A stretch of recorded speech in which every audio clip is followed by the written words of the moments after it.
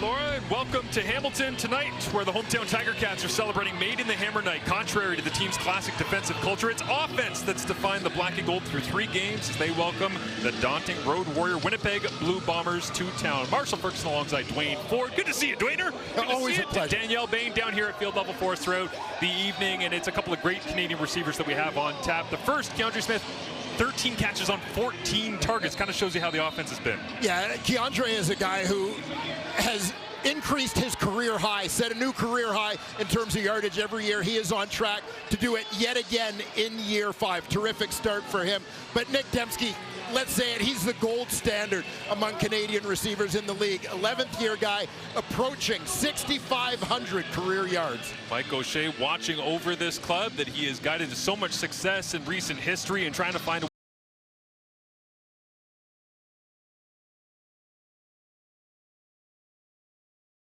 side for the Hamilton Tiger Cats, as he has got plenty of experience, of course, in the Canadian Football League. So he was extremely proud of how the Tiger Cats approach practice coming out of the bye week this week. And under Scott Milanovich, they are 4-1 off of the bye and 14-5 off the bye since the start of 2018. As we round out week 5 in the Canadian Football League here from Hamilton on Made in the Hammer Night that Winnipeg would love to spoil. Caught at the 20, and Trey Babel off and running right away to the 43-yard line as out comes Zach Collaros, who decided to stay and hang out with the Winnipeg Blue Bombers instead of going to some function on Friday night. We'll get to that later.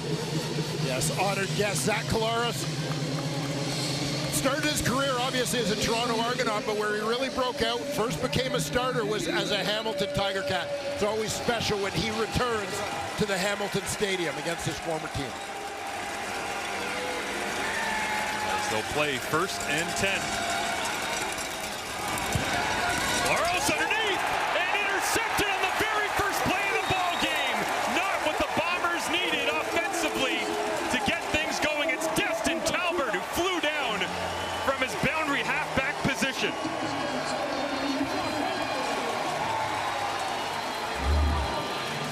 Well, Destin Talbot greeting Zach Collaros' mail on this one. Any pressure is completely picked up, but the ball comes out quick. Zach looking for Tim White. Destin Talbot reads it all the way. Great jump on this football.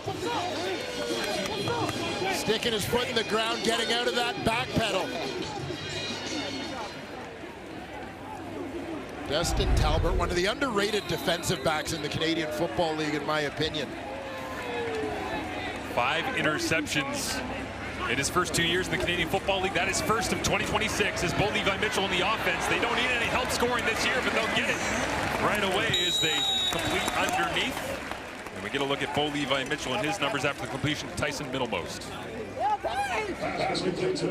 Yeah, and obviously lots said about the quarterback play in the Canadian Football League thus far this season, particularly amongst the veteran guys. Bo Levi Mitchell, once again, the headliner. Fantastic start for him here at Scott Milanovich's offense.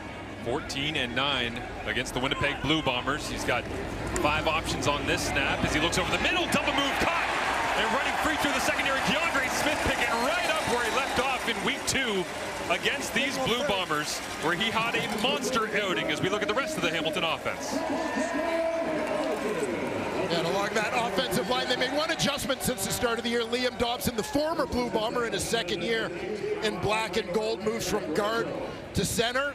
A little bit more of that Winnipeg flavor. Take your pick of former Bomber receivers. Carrick Wheatfall, quiet week against BC. No catches, only targeted once. But no doubt he'd like to make an impact against his former squad here today. Liam Dobson's first start at center came on the road in Winnipeg in week 2. As blitz on, and Mitchell looks to the end zone. Kenny Lawler hanging up in the air. Did he rip it away? He did, but was he inbounds? They'll say incomplete. And Lawler almost adding the acrobatics for another highlight catch. The ruling on the field is an incomplete pass. The replay center is going to automatically review this. Incomplete pass, but a great highlight. Kenny Lawler with the break to the ball, and let's see.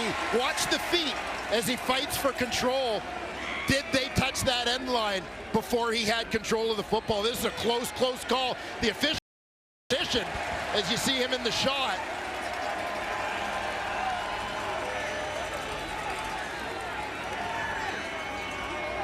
That's a close call. I actually kind of feel like he had it a split second before he hit the line, and obviously we need it slowed down to even be able to judge that.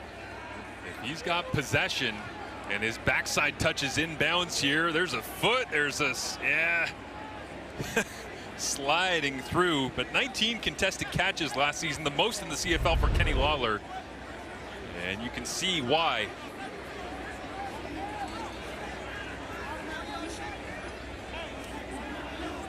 This is going to be an extremely close call. And we have it from our referee, Justin McInnes, with the final decision. After automatic review by the replay center, the ruling on the field is overturned to a touchdown.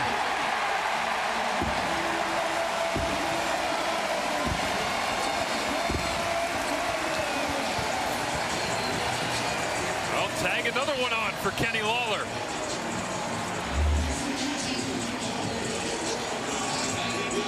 Just goes up and takes it away from the defender, Jonathan Moxey. 20 touchdowns for the Winnipeg Blue Bombers in his time in Manitoba. 14 came last year for these Hamilton Tiger Cats in KL 89's first year in the black and gold, and now he's gotten 2 after a 3-play, 46-yard drive. The interception from Destin Talbert immediately flipping the field.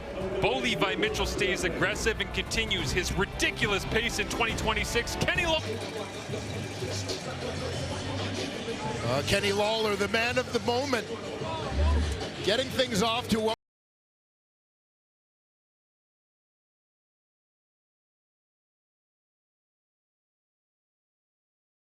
former teammate Jonathan Moxey for the takeaway touchdown. Points off turnover, so the fast start has become the Hamilton Tiger Cats signature. Scoring on their 3rd offensive play here tonight. Last game against BC, scored touchdowns on their 2nd, 6th, and 10th offensive plays of the game out of the gate. Incredible, and it is early and often the MO for the Tiger Cats, especially their passing attack. Hits the turf after 1 pass attempt and 1 interception. We look at the Winnipeg offense. And taking a look at that offensive line, Micah Mazkua gets the start at left guard. They've been shuffling over the course of the last couple of games due to injuries in that group. And of course, the return to Hamilton Stadium of Tim White, one of the most prolific receivers in Hamilton Tiger Cats history, moved to Winnipeg during the offseason. Welcome in our American viewers watching on CBS. All you've missed is a Tiger Cats interception and an immediate Tiger Cats touchdown. The 7-0 lead in the early minutes here as Amari Notice into the lineup here through a couple of different injuries, and this is what the rest of the defense looks like around him.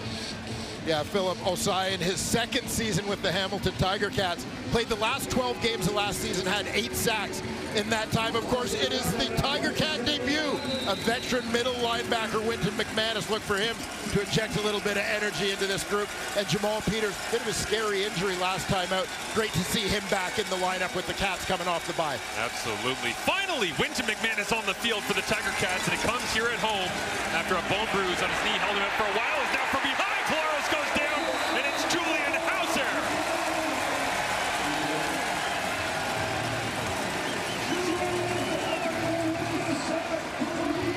Veteran leader of this defensive line group, Julian Hauser, is going to come from the right side of your screen.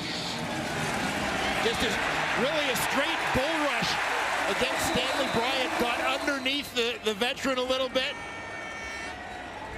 A couple of well-decorated players doing battle there. Hauser gets the win. 48th career sack for Julian Hauser. 3rd of this season is now Hamilton gets possession back once again and running free. Spinning away from the attempted tackle, Isaiah Wooden Sr. And good starting field position here for the Tiger Cats offense, thanks to that man, Julian Hauser. for him? Well, it turns out he passes Doug Flutie in a 9th all-time in Canadian Football League history. You know you've had a pretty good career when you are passing Doug Flutie at anything. Yes. Well, and also I did the math at the bye week here because the Tiger Cats were away in week number 4. And Bo Levi Mitchell this season is on pace for 48 touchdowns and 8 interceptions. 48 touchdowns is Doug Flutie's single-season CFL record, which if he can hang on to that, we're going to have a heck of a conversation about where the Tiger Cats are down the stretch. As Mitchell will look to throw once again. Why not? This time sidearm slings it out complete. Max Mang makes the grab, minimal gain, and a good tackle in the open field by Michael Griffin, the second part of this Winnipeg defense. And looking at the rest of this group, of course, defensive line led by the great Willie Jefferson. Big career goals for him. We'll talk about that as the game unfolds. Michael Griffin, I think, is one of the most versatile defenders in the Canadian Football League, playing a bigger role this year.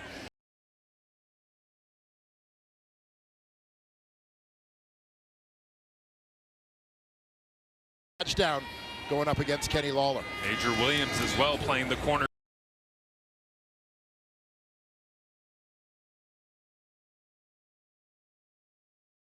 Moxie said on Bo Levi Mitchell, Dwayne, that he's getting smarter. He's always had the arm, but every single time I see him, he feels like he's smarter. He just picks us apart more. That's it. That's it. And Bo talked to us about that a little bit in terms of his preparation, his game prep. He said, you're always working hard, but over the course of his career, kind of really fine-tuning what he needs to spend his time on in terms of being ready to play. It was intriguing to hear him say, don't do things because it's in a leadership book. Just do it because it fits you. Well, this season it's fit him well, as now he takes a home run shot over the top, and that one nearly a circus grab. Myron Mitchell, defended by the aforementioned Major Williams, knocked away incomplete, 2nd and 10.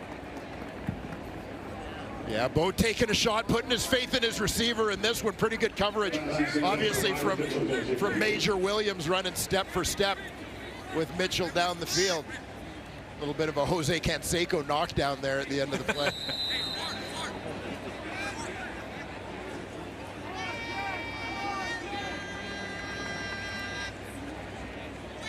Just a 3-man line here for the Bombers. That's all they'll send as Mitchell stares down the coverage to the outside. Lawler come back and couldn't hang on to it. Right in front of his old bench boss, Mike O'Shea, incomplete, and the punting unit will hit the turf for the first time here for Hamilton. Yeah, Kenny didn't want that one. Level of difficulty wasn't high enough for him along that sideline. Bombers going with the 3-man rush, obviously trying to lock things down underneath.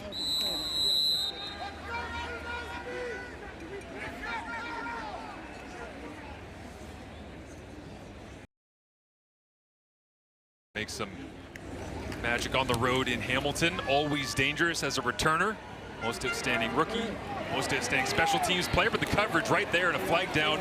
Maybe the coverage a bit too close this time around as Stavros Katsantonis, the starting free safety ball hawk, closest at the end of the play. Hamilton, number 3, 15-yard penalty, first down Winnipeg. You gotta look at Zach Colaros last week. Dwayne, you were there on the scene. Obviously, fumbles were the main issue for the Winnipeg Blue Bombers offense, but Zach still ripping it up and down the field. Yeah, exactly. I mean, again, the veteran quarterbacks giving offenses a little bit of an edge in the early going this season. Zach Colaros obviously amongst them, but the Bombers put themselves in a little bit of a hole in the first half of that ball game. You alluded to the turnovers. They've got to try and clean that up. Battled back in the second half, but couldn't quite get it done. Zach looks to throw, and that one complete. Ontario Wilson makes the grab just shy of the first down marker. In week 2, Colaros, by the way, against these Hamilton Tiger Cats and their defense, had 421 yards and lost. And a 7-yard completion means that Colaros has gone past Kahari Jones in all-time Bombers history. Yes, 3 guys that played for both the Bombers and the Ticats, by the way. As he passes Kahari Jones, you know, Kahari should get bonus points for having to put up with Milt Stiegel all those years in Winnipeg. Inside, we see Brady Oliveira for the first time and churns those legs for a first down pickup. Patty Neufeld right there in the middle of that blocking fray after missing last week's game due to twins being born. Congratulations to the Neufeld family, the 37-year-old tagging a couple more.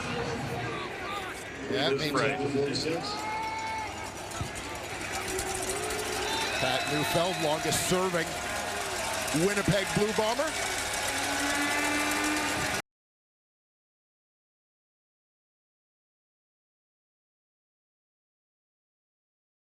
Right there, blocking down on Tim White. His 87th career game. First 83 of them were with the Hamilton Tiger Cats. As there's Neufeld, his young boy Eli and girl Rowan being born. Congratulations to them. They made the old man versus zone joke about, you know, now we're outnumbered and all the rest I saw this week, but I think it's a lot more than that. It might be CFL levels of offensive scoring when you got 3 kids, including twins. Yeah, you can't shut them down, you just try and contain them. Completion underneath to Tim White, goes for 7. Polaros to the outside, and this one just slid a little bit over the side of the hand, intended for Nick Dembski, and Reggie Stubblefield right there. Yeah, nice route by Nick Dembski. It's just a simple little quick out. Looking for a short gain. You see the footwork, and Dembski gets that separation with Stubblefield trying to protect the inside. Couldn't quite pull that one in. Send the punting unit out. Jamison Sheehan as he knocks it down to the 10-yard line. And caught by Isaiah Wooden, stepping out of bounds. As the Tiger Cats are going to continue their winning ways, and they're scoring as well. Their only loss coming to Montreal week 1 here at home. 0.3 points per game against, but they're somehow 3rd best in the CFL because scoring is so crazy through the first month of this 2026 campaign. But the Bombers giving up about 70 yards more this season than they did last year. There's obviously lots of time ahead, but when you're facing an offensive attack like this with a long field and the playbook is wide open, always a great challenge. Mitchell will begin under center. Turns around and hands it off as the Tiger Cats would love to run the football, Scott Milanovich has told us, Dwayne, but he says he'd like to do it under a very certain circumstance. Exactly, trying to get a lead and keep that clock running, right? As Scott Milanovich and so many coaches refer to it as shortening the game, right? Reducing the number of plays, reducing the number of opportunities for the other team to get back in it. So the fast start, certainly something that every team looks for, but the Tiger Cats trying to make that part of their DNA, and it has certainly resonated the last couple of games. Late substitution from the Tiger Cats after play was whistled in, and so the play clock rolls inside 3. They do get it off, and Mitchell looks left all the way. Kenny Lawler, and on top of it, it's Williams once again. He said that week 2 left a bad taste in his mouth when Bo Levi Mitchell went wild.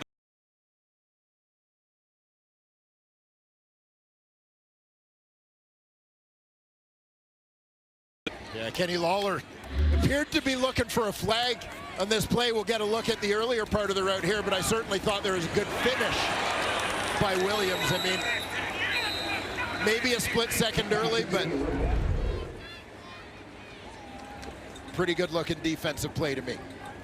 Scott Milanovich, flag in hand. Doesn't look like he'll pull the trigger on it, though, as Kenny Lawler with 75 straight games with a reception. Oh, now the flag does come out right before the snap came. It looked like Milanovich had fought off the idea of challenging, and at the last second, Hamilton is Hamilton is challenging the previous play for pass interference. Play will be reviewed. So Lawler already has a catch in this ballgame, obviously the touchdown that extends his league-leading active streak of 75 straight games, but that one incomplete, targeting 89, and they'll take another look at it. Yeah, and I think part of the consideration, you know, I think a lot of plays when you look at them in slow motion, the DB's going to get there early. Now, I think as much as the timing, the thing that probably leads Scott Milanovich to throw this flag and that could get Major Williams into trouble is that left arm around the waist. You know, and initially looking at it, you see the right arm come in and make a great play on the ball, but it's that sneaky left arm wrapping up the receiver that is going to be the crux of the debate here. Well, the interesting part of this one as well to me is Milanovic was actually looking up at his team booth up here, talking into the headset, but actually communicating with them. It looked like he was yelling, "Should I? Guys, you got to let me know." And we have an answer on Milanovic's challenge. After review by the replay center, the ruling on the field stands. Hamilton will be charged a timeout.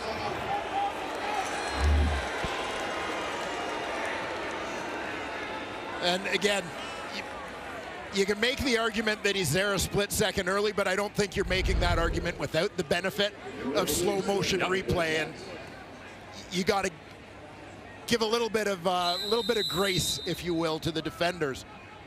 Now there was one split second in Kelowna last night that looked very touch and go, that was overturned as well. So not exactly the same play, but interesting nonetheless.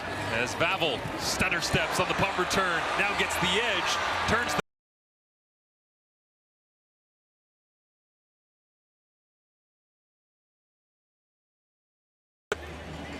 and Zach Collaros making his way here to Hamilton, a place he used to call home at Hamilton Stadium, now the visitor, looking to get back in the win. Goes way back with Kelsey. The two were teammates at the University of Cincinnati.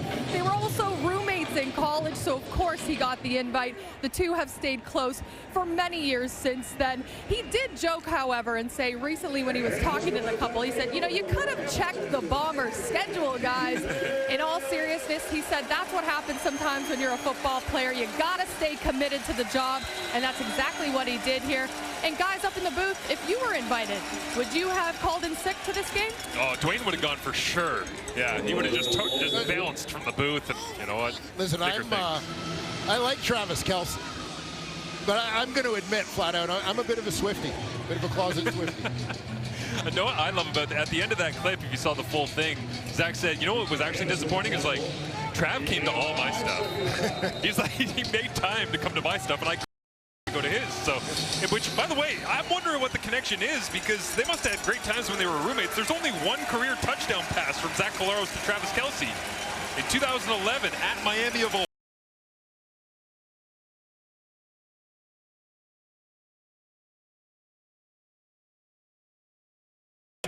In 2011, and Kelce had 8 touchdowns in 2012, in case you were wondering. So here you see the Bombers' little pre-snap motion, trying to create some confusion for the defenders here, set up a convoy in front of Nick Dembski. Pretty good pursuit to the football there. Not a surprise seeing one Winton McManus making the play out near the sideline. Joe Castillo donning the goggles with the career long of 63. This one well inside of that, and the first points on the board for the Winnipeg Blue Bombers here on the road. Well, this is it. We talked about the Ticats' desire and to try and get out to that fast start, make the opposition chase the game a little bit. It was really where the BC Lions got in trouble, as we said. I mean, you get in a hole early against this explosive Hamilton Tiger Cat offense. So, you know, you look at Winnipeg here getting a field goal before the end of the first quarter as, it's just a field goal. But it matters. Keep this game within reach in the early going. They all add up. Top pass defense from Winnipeg, 264 yards per game, but the worst rushing defense so far, despite the fact Hamilton has only rushed once. They go back to the air this time. Keandre Smith, again, catching seemingly everything. And only by Mitchell throws his way, as that one looks like it'll be a gain of 5, 2nd and 5. And Keandre Smith, 4th-round pick out of the University of Guelph in 2022. You've heard us talk many times about the outstanding 2022 receiver crop. Keandre Smith, I know, enjoys the competition with other guys from that class like Sam Emelis, Tyson, Jalen Philpott. Mitchell over the top, stays aggressive and in coverage. It was Isaiah Wooden, the return specialist. They tried to spring a quick one that time and going after, looks like the Hamilton native out of North Texas, second-round pick last year, Jalen Smith in coverage. And we've seen Hamilton over the years through different offensive coordinators, different head coaches. You think about Brandon Banks in his time here, started off as a returner, gradually got worked into the offense. Tyreek McAllister, they certainly created a little bit of a package for him offensively during his time here. Guy who is an outstanding returner now with Calgary, of course, and now you see Isaiah Wooden getting his shot on O. McCarthy sends it down to Trey Babel. Babel wrapped up by the Tiger Cats special teams unit. Tyler Chernowski in the middle of the fray as always as Tim White comes back and playing a game here in Hamilton. Again, he's already played against his old team once back in week number 2. But this one, I'm sure, feels a little bit different with the familiar surroundings, but being at the opposite end of the building underground in the locker rooms. Yeah, Tim White played at such a consistently high level throughout his time with the Hamilton Tiger Cats, always among the CFL's leading receivers.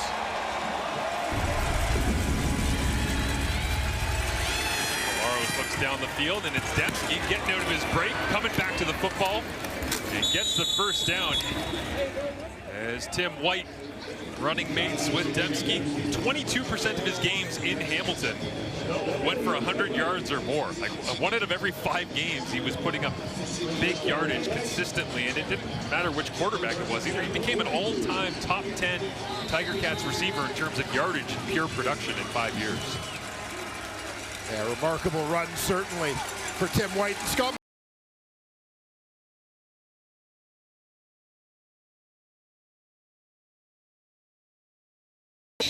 He has walked out, says hello to some old friends, and that will do it for the first quarter of play. As the Tiger Cats releasing season 2 of their Made in the Hammer series, episode 1, The Climb. Well, The Climb was off to a fast start here in quarter 1. Big touchdown from Bo Levi Mitchell to Kenny Lawler. As the offense continues to fire, but Winnipeg answers back.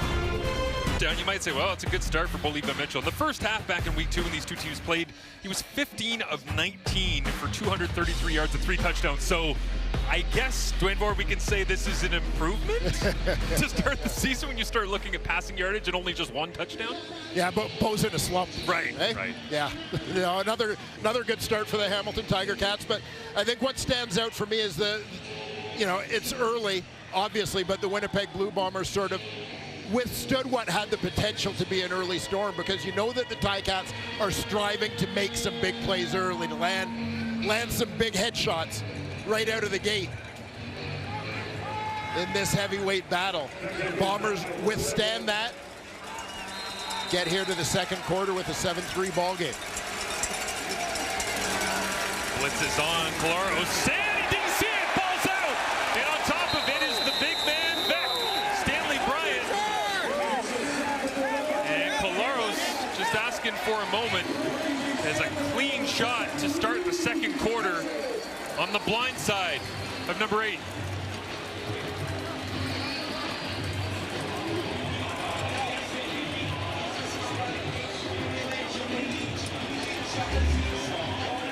Well, watch for Reggie Stubblefield, times it up from the right side of your screen. That timed up blitz.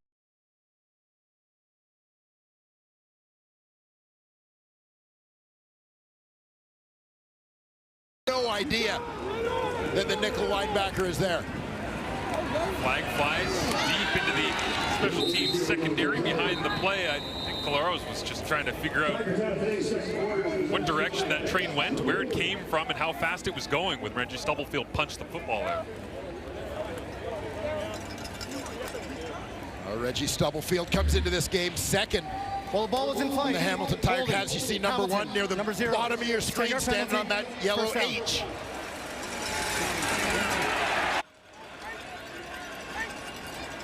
With guys twisting it up on the inside.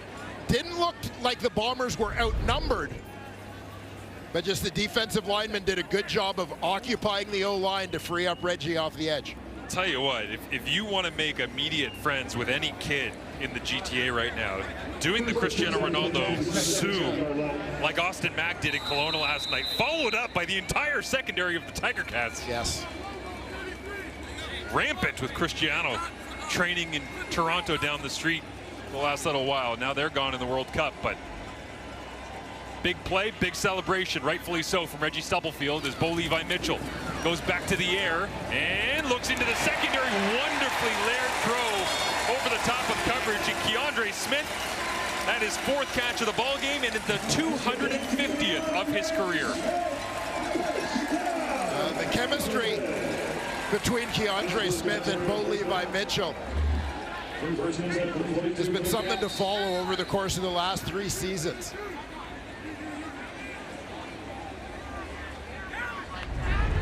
Mentioned Keandre setting a new career high through each of his first 4.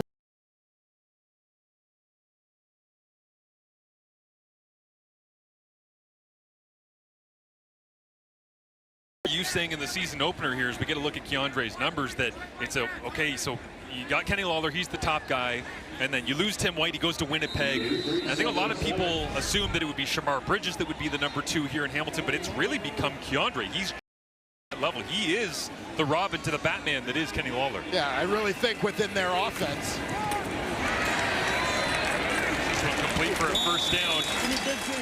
It is Curly Gittins Jr., another one of the free agency acquisitions. But yeah, the number of guys and where they're playing, their roles are important here. Yeah, like when you kind of look at, you know, whether you want to call it slotting guys, their roles, whatever it is within the offense, I think ultimately Keandre kind of outgrew being a number 3 guy. And this is part of what, I don't want to call Tim White expendable because you're talking about one of the best receivers in the league. But the fact is they had a surplus of receivers. They could afford to move on, spend their cap elsewhere. Yeah, spreading it around all of a sudden are the Tiger Cats. It's the former Bomber, Garrick Wheatfall, who won several one-on-ones against Jonathan Moxley back in week 2. He's back at it again, and 3 different receivers on 3 straight plays for Bo. Yeah, Kenny Lawler, Garrick Wheatfall, Myron Mitchell, 3 former Bombers you're going to see feature in this Hamilton Tiger Cat passing attack today. Wheatfall, obviously a guy who has shown some serious flashes through his first couple of seasons in the CFL. To the outside this time. Why not go 4 for 4? Kenny chucked out of bounds, hangs on for the grab. Camera crew going for a spill along that sideline as well, but Lawler asking for a little forgiveness on that one. Once again, you get Kenny Lawler working out wide. Major Williams knows the reputation. You see the cushion he's given him. Kenny Lawler says you're going to sit that far back. I'll just turn, open up to the sideline, take that quick hitter. Shout out to Mitch and the awareness, the ball security did not drop the camera, by the way. Our cameraman on the sideline, Mitch down there. Good job, Mitch. Hang on to the rock, my man. Yeah.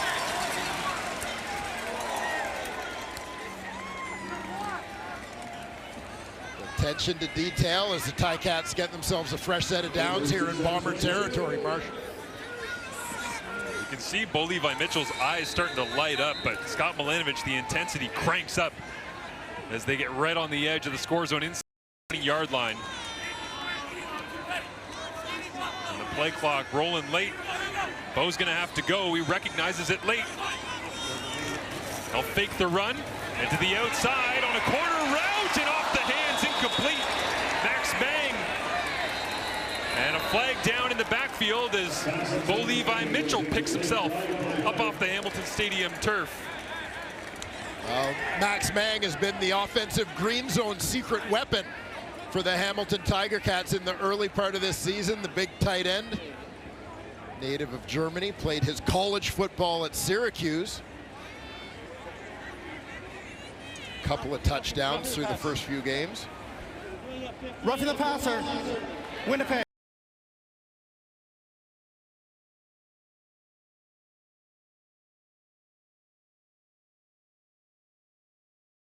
This guy touches it, Dwayne, he scores. Yeah, pretty good ratio.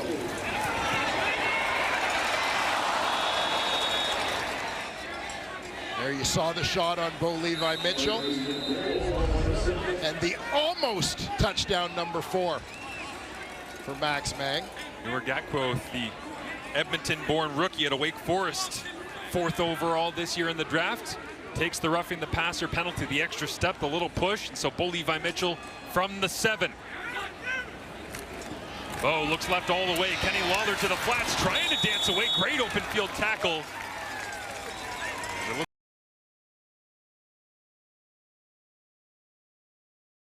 Immediately from the Bombers, holding them shy of the goal line, 2nd and goal. Yeah, and this is a pretty good close to the football. When you look at this play,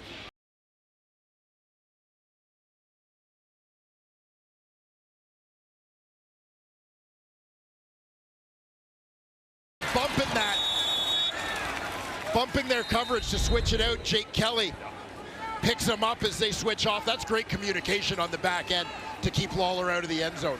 Recognizing what the Ticats are trying to do and calling your defense to overcome it. Jake Kelly, the Markham, Ontario native, makes the play, and now it's tipped at the line of scrimmage, knocked down. And it looked like it was a guaranteed touchdown for Kenny Lawler, but the Winnipeg native, Colin Cornelson, 2nd year out of the Manitoba Bisons program, got a mid on it. Yeah, getting an opportunity here in this D-line rotation. Good awareness as Brandon Revenberg had him blocked up, but keeping his eyes on the quarterback to get a hand in that passing lane. And an incompletion for Bo Levi Mitchell inside the opponent's 20-yard line.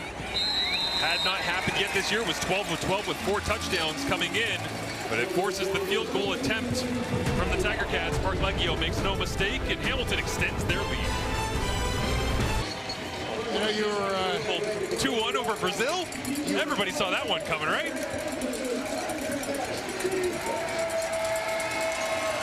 Wouldn't be the World Cup without a couple of upsets. Speaking of big blondies, here's Taylor Elgersma in the football game, just like Erling Haaland. Elgersma getting a look. Hands it off to Brady Oliveira.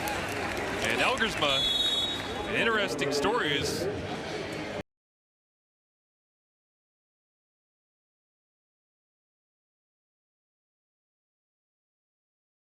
a big hit from Reggie Stubblefield at the end of the last drive has thrown the young, talented big man out of London, Ontario into the fray. Certainly excited to see Taylor Elgersma get an opportunity here in the Canadian Football League. Don't love the circumstance, of course. Zach Collaros perhaps a little banged up over there. Collaros helmet on. And watching, we'll get an update when we can for you, but right now it's Elgersma's show as he completes underneath Nick Dembski. And again, flying to the football, quickly making the tackle, Zamari Walton. As we get another look at Collaros getting caught up high by Reggie Stubblefield. Saw Zach take his time getting up from that one.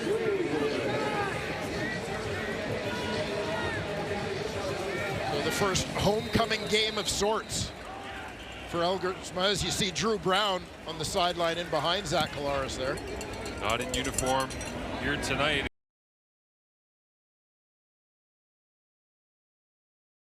Third stringer is Isaiah Wooden, somehow evades tacklers and spins away to the 30, nearly the 35 of what should have been a special teams tackle back inside the 20. Wooden and Tony Jones having a laugh about that one, but it's only Hamilton smiling after the flipping field position here. Jake Kelly almost had him, couldn't hang on. Hamilton gets another shot. Mitchell on the turf, but is Zach Collaros coming back? We head down to the sidelines. Here's Danielle Bain.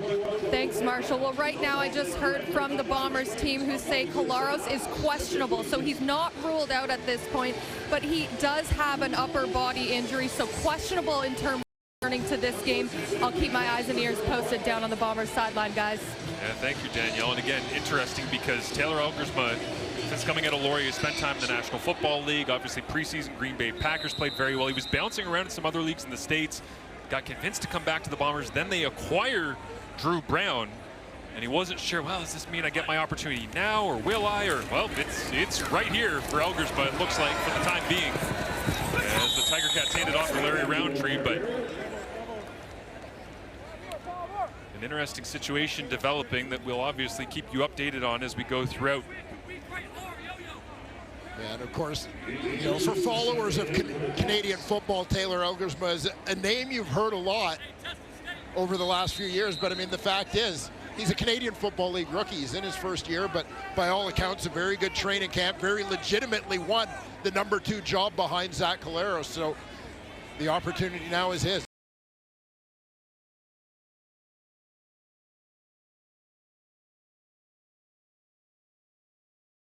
Used to feature in the double blue down the road, but now here in Hamilton, making plays reminiscent of his best year in Toronto. From talking about one offensive star from Wilfrid Laurier University to another from a different era, Curly Gittens Jr. Free agent signing here. Ticats are a team over the last couple of years that has kind of been up against it ratio-wise. And so to add an established Canadian starter on offense in Curly Gittens, essentially flipping the American Tim White, adding a Canadian starter in Gittens Jr. to that receiving corps. Get outside of Larry Roundtree as he's wrapped up by Willie Jefferson down the field, but you make a good point. When did Curly Gittens Jr. become the veteran Golden Hawk alumni? All of a sudden, the kids are getting younger. A terrific college career for him, and a guy who certainly finding his way in this Tiger Cat offense week by week. You see the flashes. Effort play from Willie J, getting back and bringing down Roundtree. So it's a first down from the Bombers' 41. Mitchell, quick ball fake, pressure on, and it's Jefferson once again. Oh, actually, it was Tony Jones on the sideline. Dwayne certainly convinced that 89 had that one. Yeah, they may be a little biased, but we'll take a look.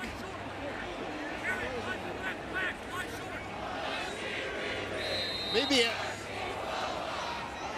tough sell.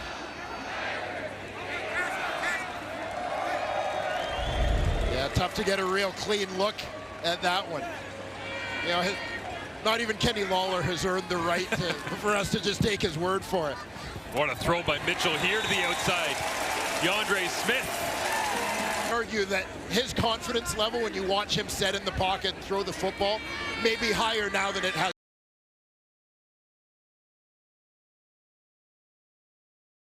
Top corner route, Myron Mitchell all by himself. Dives! Oh, couldn't hang on.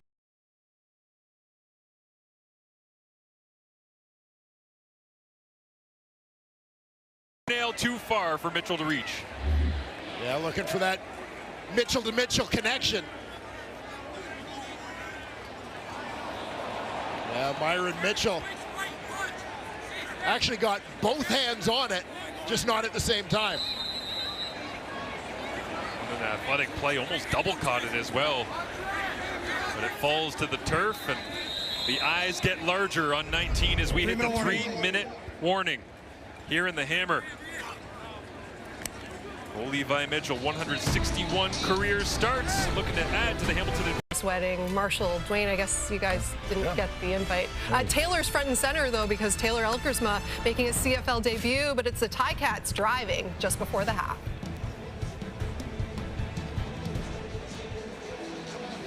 Yeah.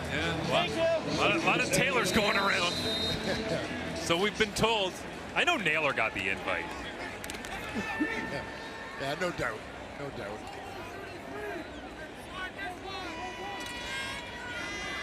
Levi Mitchell after the incomplete touchdown attempt to Myron Mitchell. We'll see an all-out blitz from Winnipeg. Throws it up, and Adrian Williams 1-on-1 in coverage, and flags fly. A little bit too much physicality. Both saw the pressure coming, knew he had to get rid of it, and tried to go back to 7. Pass interference, Winnipeg, number 24. It's going to be first down at the spot of the foul. You see back-to-back plays, the Hamilton Tiger Cats trying to exploit the speed of Myron Mitchell, looking to him as another potential big play. 9-0 for first downs. by Mitchell to Kenny Lawler. Here we are deep in the second. They go back to it, one-on-one. And Major Williams, once again, not shy. They are going after the young man, Newman. Hey, they're going after him, but I tell you, the young man came to compete today. Major Williams. We talked about the left arm on the earlier call that the Hamilton Tiger Cats challenged. Maybe got away with one there as well with Lawler trying to break to the inside. Mitchell, as they empty it out, looks right down the middle of the field and nearly intercepted. Oh, would have been the first INT of the year for the Winnipeg Blue Bombers, and what a time it would have come, as Evan Holm couldn't hang on.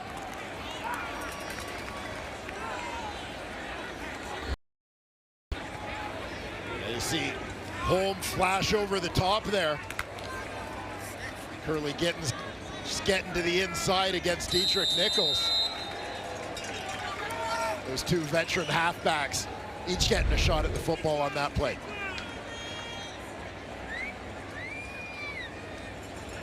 Mark Leggio lines this one up, just a chippy from 19.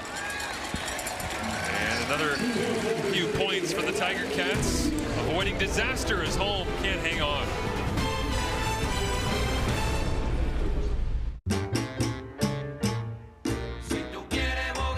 Come celebrate the FIFA World Cup at McDonald's. For a limited time, score a second collectible cup for free with every FIFA World Cup meal.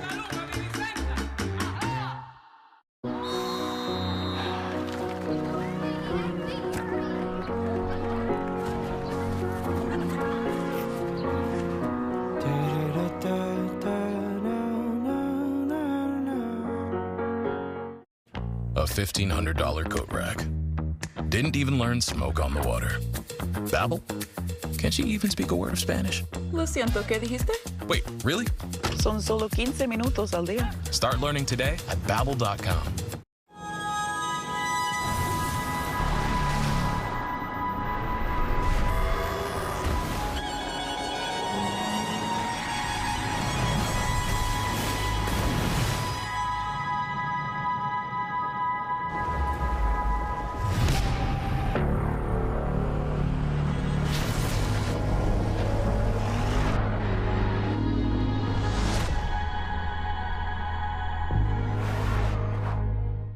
Crab Fest is back at Red Lobster with more ways to crab than ever before. Crab your way with flavors like new hot honey, or crack into our new Crab Fest boil, and more. So bib on, Crab Fest is here, only at Red Lobster for a limited time. Hamilton Stadium is bumping here tonight, hoping to make it a fierce place to play. Danielle Bain has more. That's right, Marshall. One of the things Hamilton has been focused on this season is that they want to make this place harder for visiting teams to come in. And the way to do that, they say, play 4 full quarters of hard football and make it a really challenging space. Now, Bo Levi Mitchell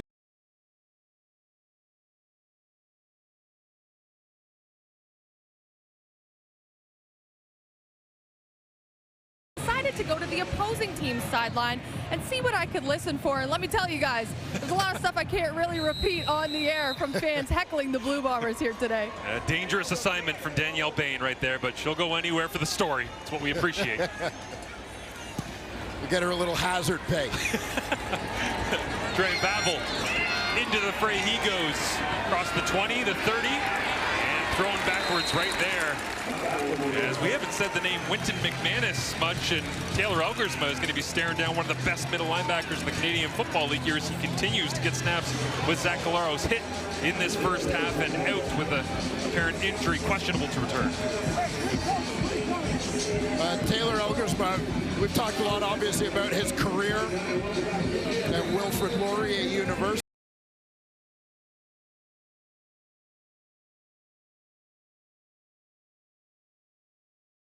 Participating in the quarterback internship program in the Canadian Football League.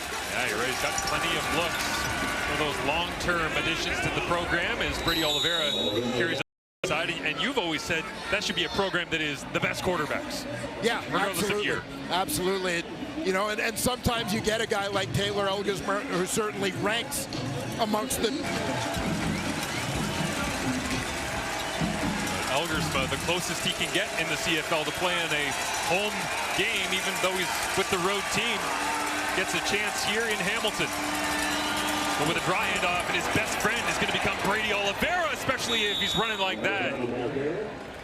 First down, Winnipeg. Yeah, and good anticipation there from Winnipeg offensive coordinator Tommy Condell. Recognize you've got a young quarterback in the game, only a few snaps into his CFL career. Of course, the Tiger Cats defensive front is going to pin their ears back and try and get upfield in a hurry. The perfect play to try and slow that down or to counter against that, a draw play, and especially when you've got Brady Oliveira in the backfield. There's Tommy Condell dialing up the shots. He thought he'd be doing, get it in the hands of Oliveira through the air as across the 50. And Brady always falling backwards for more yardage. This one looks like it goes for 7, maybe 8.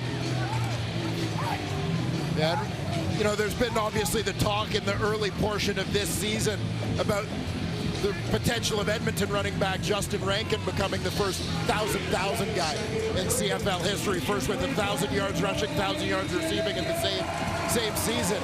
You know, Brady Oliveira is a guy to me who should be in that conversation as well, given his level of involvement in the passing game.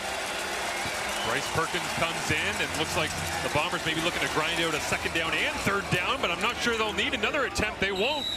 Across the 55 they go.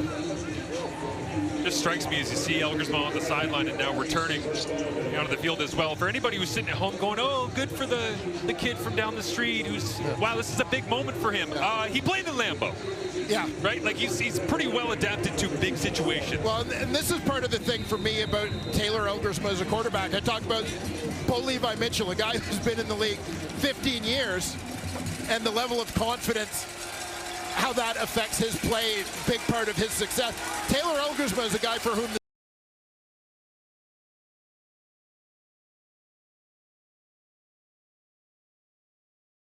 bubbling out. And I can tell you from calling a couple of Yates Cups in the OUA, if there's one thing about Taylor Elgersma that anyone who hasn't seen him play before is going to absolutely fall in love with, there was a rocket attached to his right shoulder. Yeah. And no doubt, and as you know, we celebrate the Canada Day long weekend here. How about this offensive drive featuring the Canadian quarterback handing to the Canadian quarterback and throwing to his Canadian leading receiver. That one officially goes as a running play as it was thrown behind the point of release from Elgersma to Dembski. He'll turn around, hand it off, and it's trying to cut it back is Brady Oliveira. Short game, but when McManus does factor in and gets a chance on field to introduce himself to Brady O. Short yardage comes back into, actually no, it'll be the field goal unit here with Sergio Castillo. Yeah, I'm not sure there was any introduction necessary between McManus and Oliveira. Many collisions over the years.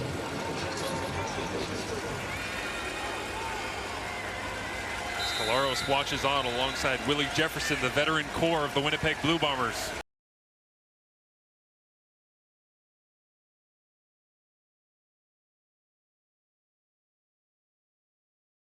And falls, this one's going to fall short and in play as it skips past Isaiah Wood, and the crowd was all fired up for that one. Audible sigh as they wanted to see the missed field goal returned, but Castillo lost his footing.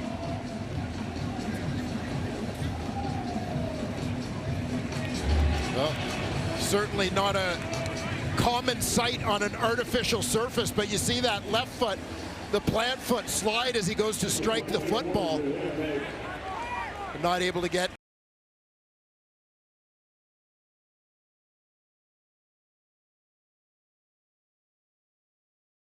the notion of Isaiah Wooden getting a jump on the return.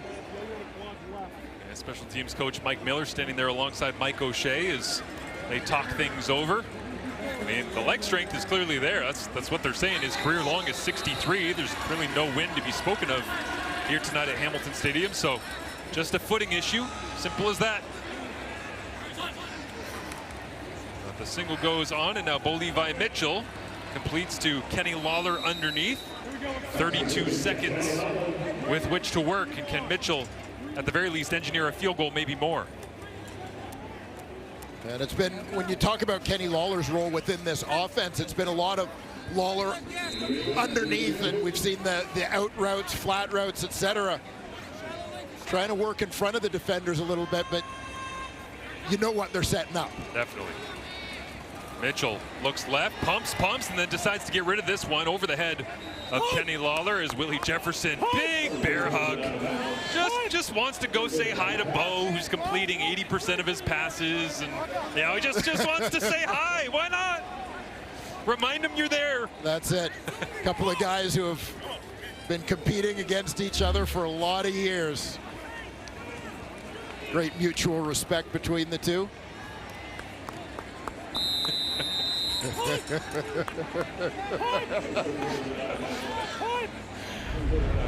man.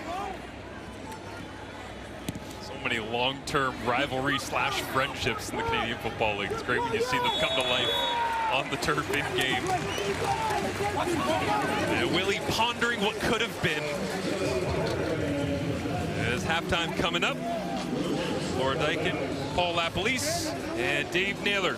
I think they should shave Laura's head at halftime so she fits in. No?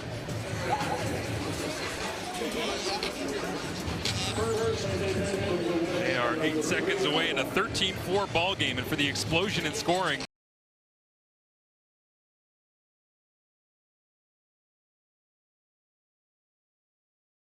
What is this?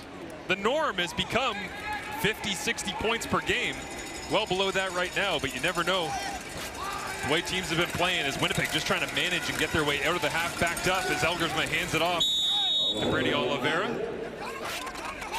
Gets a couple extra yards. And again, right there, the toothpick of Wynton McManus, face mask to face mask with Oliveira. The Blue Bombers, obviously, given the time and field position here, just looking to safely get out of the half.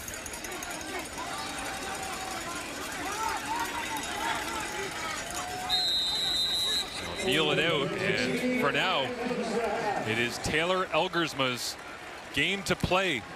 Heads right to the tunnel, makes some adjustments, talk things over, and see if the Bombers' offense can get firing on all cylinders, as Hamilton began just that way. The Destin Talbert interception, and then Bo Levi Mitchell leaning on his leading man, Kenny Lawler.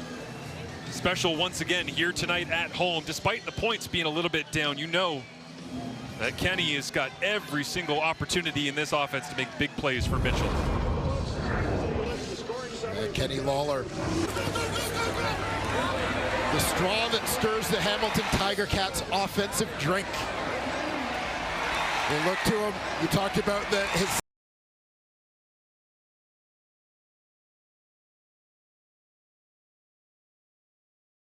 rewarding that confidence again with a touchdown catch early in this ball game, and he's now down on the sidelines with Danielle Bain.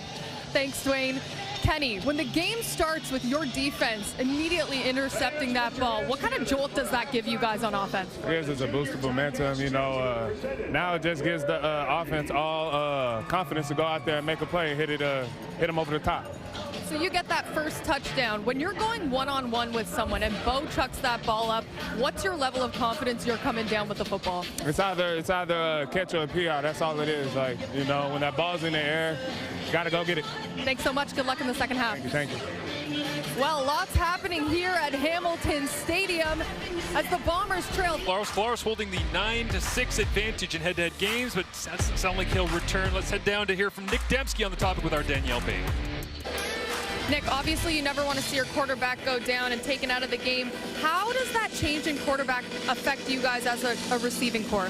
Yeah, we just got to be on our game. I mean, we all trust Taylor. The staff trusts Taylor, so we just got to go out there and play great football for him. You've been working with Taylor through training camp, through practices. Tell us, as you've been working with him so closely, what makes him ready for this moment? I mean, his arm strength, and he's a student of the game. You know, he has a pro arm. He's a student of the game. He works really hard. He's listened to everything that Zach and Tommy have to say. So, you know, he's a little sponge when it comes to the IQ stuff. So he's going to go out here. He's going to put on a good performance. And as an offense, we just got to do our thing to lead for him. Thanks so much. Good luck in the third quarter. Thank you, Danielle. Is Ethan Stewart down the street? McMaster, the Oakville native, makes the opening second half special teams tackle, but there you see Claro standing on the sidelines watching on and officially being told that he is done for the evening at this point. So it is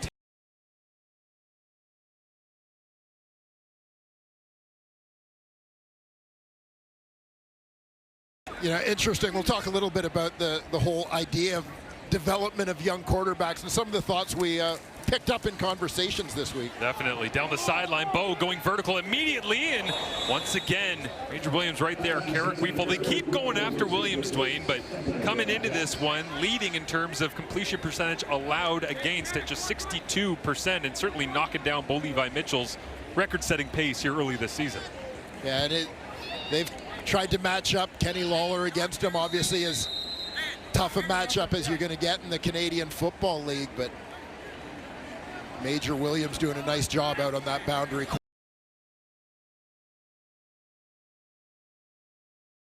Carrick Weefel, Kenny Lawler, everybody going after Williams, but he is standing tall, is now to the outside, and Lawler sits it down in front of Williams with Retta Cramdy flying out in coverage.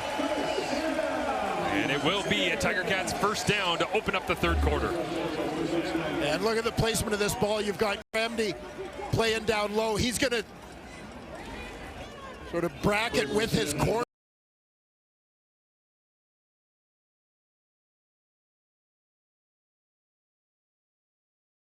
But the Ticats still find a way to get a win in that matchup. As flags fly here, Mitchell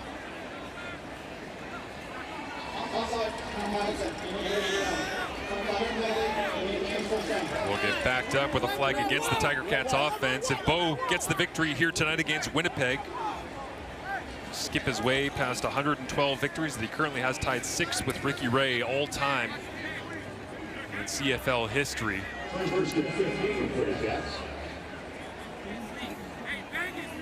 Certainly taking a methodical approach to open up this third quarter, and work to be done on 1st and 15. They'll empty it out 3 by 3. Mitchell dances away from initial pressure and completes. Gets it out to the 51, was the original line of scrimmage. Gain of 5 there for Isaiah Wooden Sr. We've had a couple of looks at Wooden getting a little bit of an opportunity on this Hamilton Tiger Cat offense. And why not? A guy who's established himself over the last year plus in the Canadian Football League as one of the most explosive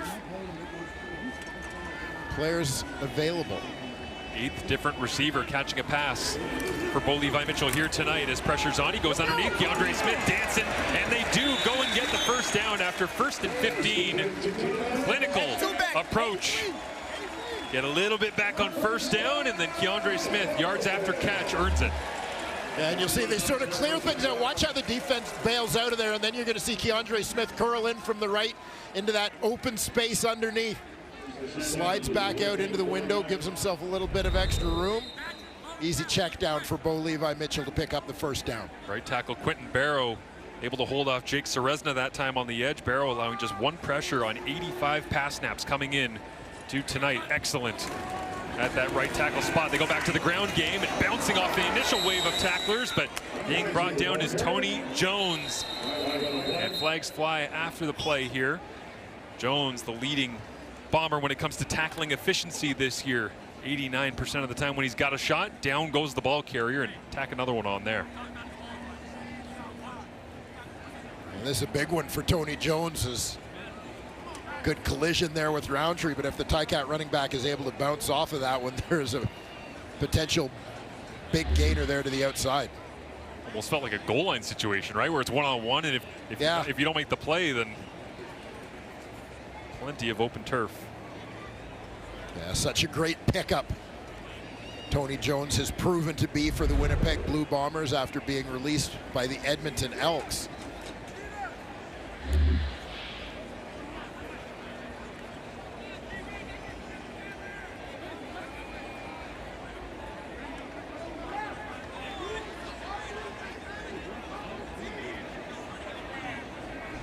And the officials looking, sounds like, behind the play to determine whether or not the big tight end Mang might have made unnecessary contact. Scott Milanovic shaking the head, goes back to the call sheet. Hamilton, number 82. It'll be 15 yards from the end of the play, second down. A big one goes against Mang, a UR.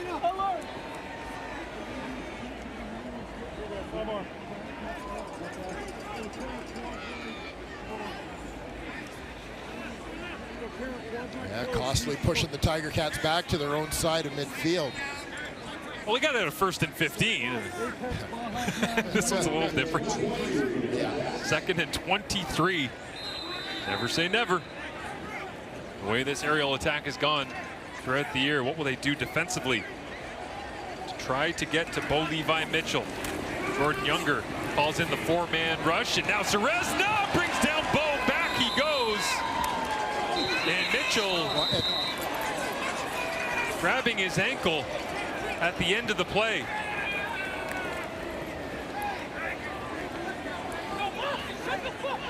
And you're going to see it, what turns into a little bit of a twist between Willie Jefferson and Jake Serezna, two veterans working that left side of the defensive line. Jefferson's going to get a good push upfield, which allows Serezna to slip around the outside.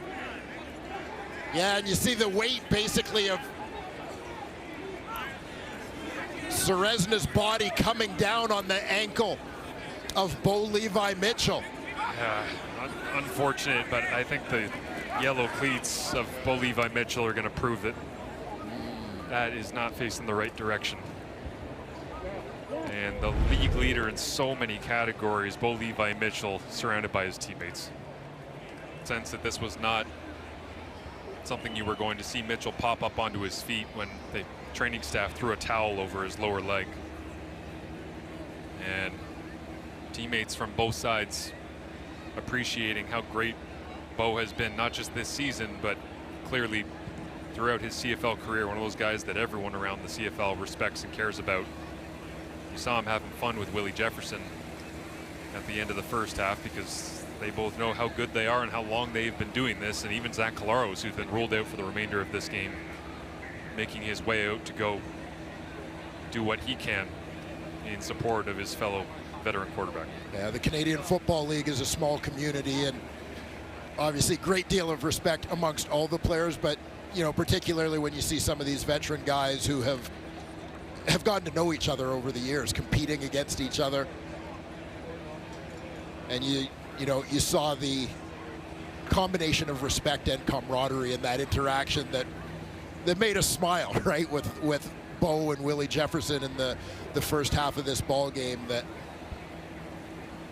you know, these guys all get it.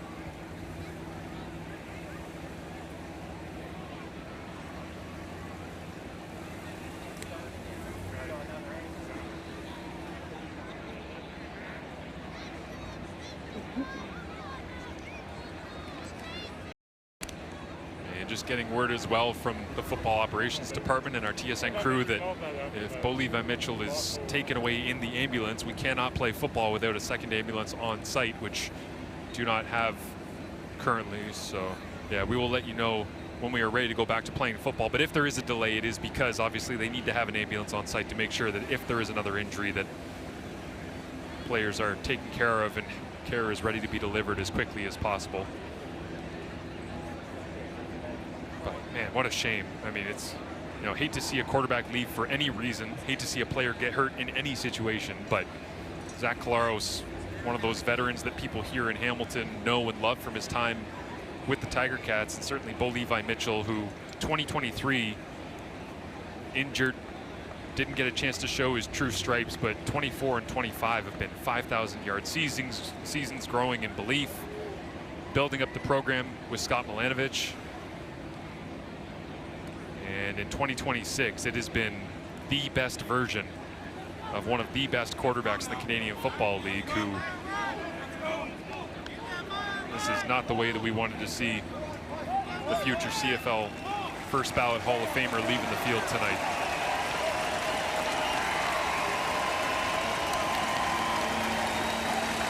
We'll step away as Bo Levi Mitchell doing the best he can to put a good face on. In the field with Bo Levi Mitchell grabbing that ankle after being hit by Jake Serezna. So there will be a little bit of a delay here because they will need to get another ambulance back on site in Hamilton before this game can resume. And, you know, gentlemen, we were talking about how unfortunate this circumstance is because quarterbacks have been so healthy this year. You know, the points are being scored at a record rate across the league, and it's getting all of this positive attention. And now not only do we see Zach Collaros go down there in that first half, but now here in the early goings of the third quarter, it's Bo Levi Mitchell, who has been on such a sensational run this season. Yeah, no question. We talk about the scoring and the offensive output across the league. A big part of it has been no injured starting quarterbacks. Now we've got 2 of them in this game, and you know that's the first sack. This is the play you're going to see here where he goes down on the sack from Jake Serezna, who kind of falls on him at the end of the play.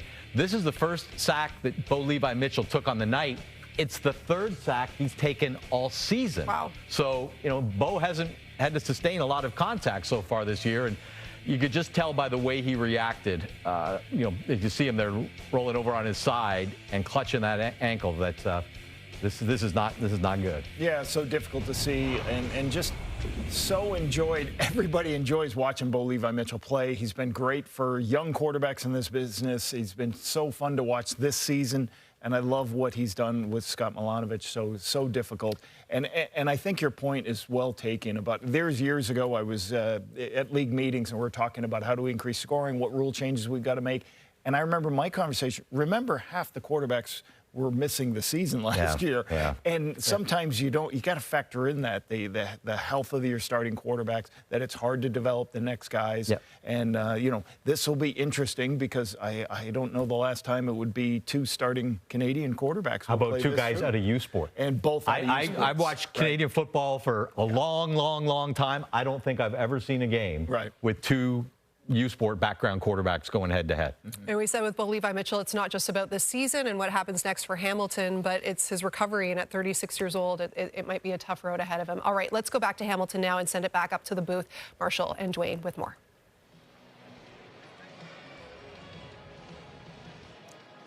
Thank you, Laura. Appreciate it. Yeah, we are here in Hamilton with totally unexpected circumstances, right? We came in with Zach Collaros against Bo Levi Mitchell, game number 307 in terms of combined starts, and you start to think about, you know, the weight of this. Yes, Bo Levi Mitchell is obviously the quarterback of record.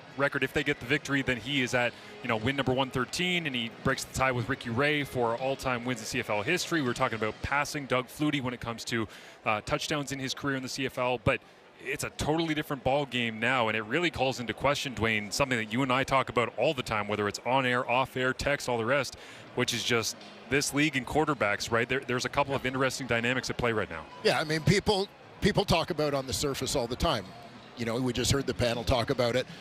One of the storylines of this season, as Dave Naylor said, obviously no starting quarterbacks getting hurt, but it's not just that.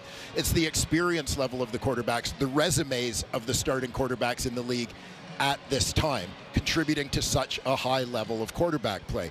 But one of the things that has stood out to me when you kind of get past that surface level is we're talking about a 9-team league in which 3 of the 9 starting quarterbacks are 15 years into their careers, right? You hear me say it all the time. Bo Levi Mitchell, Zach Collaros, Trevor Harris, these guys all came into the league in 2012. It's great that these guys are playing and excelling still. That's been a gift to all of us. But it forces you to ask the question, what's next? Yeah. Right? These guys aren't going to play forever. So what are we doing in terms of quarterback recruitment and quarterback development? And it's one of the main questions that I ask some of the veteran quarterbacks now, that I ask the coaches now, is how do we go about developing quarterbacks? Because as the league has been so entertaining to start this season, you realize developing quarterbacks is so critical. Yeah, and going back to the game that I did Thursday evening as well, Toronto, Calgary. In Calgary, we were asking Dave Dickinson, the head coach of the Stampeders, about when was the last time that you had quarterback play in your mind at this kind of level? And he was basically saying, maybe 2004, somewhere in 96, after American expansion had folded and there were so many different quarterbacks that were available, the level of play was so high. And then he also just kind of said, it takes having a unique combination of veteran quarterbacks that know what they're doing, who stay healthy, with young quarterbacks that are playing in their prime. And the reality of playing quarterback in the Canadian Football League, we say it year over year, was the same thing I said at the start of the year when you had the Ottawa quarterback situation. Jake Mayer named starter, Drew Brown obviously now traded here to Winnipeg. But once he was named as the backup, and people were saying, well, that does it for Drew. I said, at some point, he's going to have to play. You can't just forget about that guy, because very rarely, if ever, do you have a starting quarterback take every rep of every game throughout the entire season.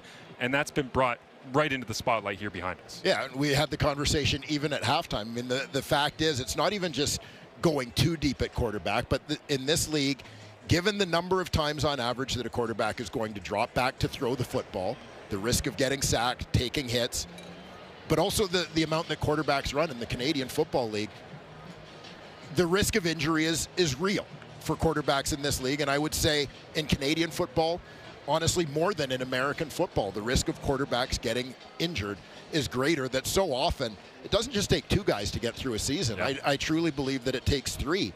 And as I said, the number of conversations that I have had in the last few weeks about quarterback development, whether it has been with coaches like Scott Milanovich. We had a great chat about it this year. Scott obviously has played such a role in so many guys, but with veteran quarterbacks over the last couple of weeks, Bo Levi Mitchell, Cody Fajardo, what has been the key to success for you guys? And one of the things that they have talked about, I know Cody Fajardo said last week, it was about an opportunity for him early in his career getting into games, whether it was as a quarterback, whether it was playing special teams, whether it was short yardage, but it was the opportunity to be on the roster and to be engaged in some way as a young quarterback.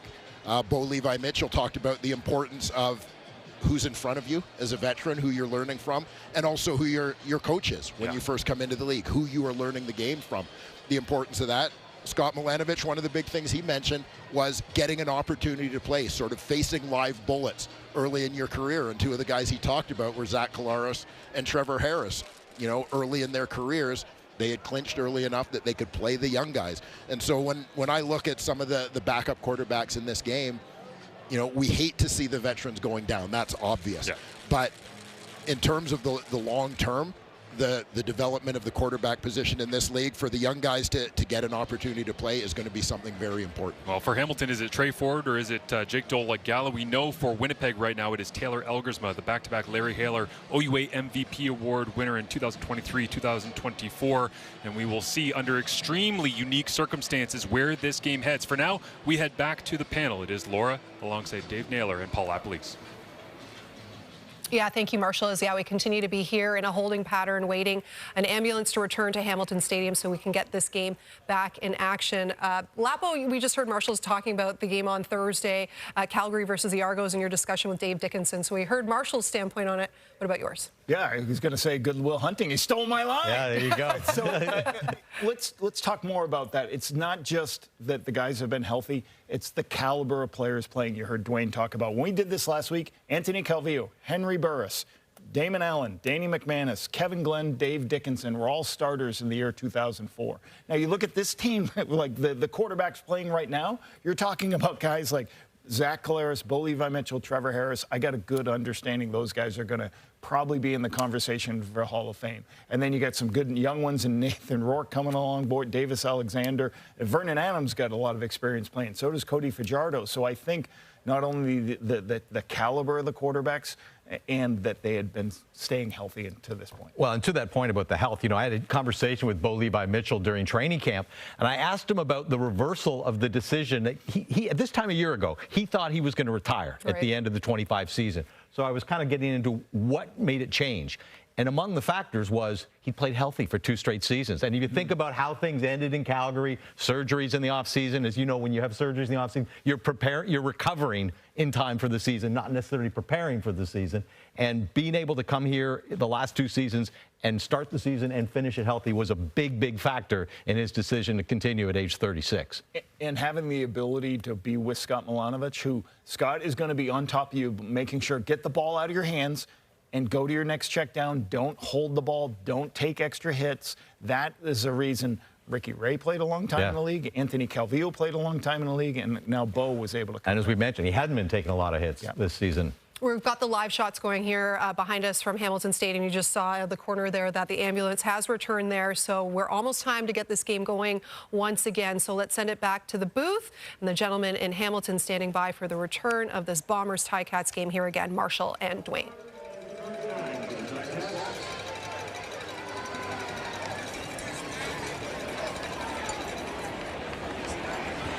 Thank you, Laura, as we get set to go with Taylor Elgersma warming up once again.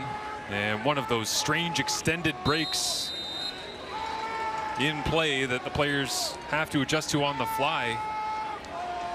And we'll see how they take to it. For now, Hamilton obviously on second down with the sack from Jake Serezna that has injured Bo Levi Mitchell. It'll be Winnipeg getting the football back as Trey Vavel catches it at the 35-yard line and turns around the corner. And if you're looking for instant offense with your backup quarterback in, who better to call than Vavel?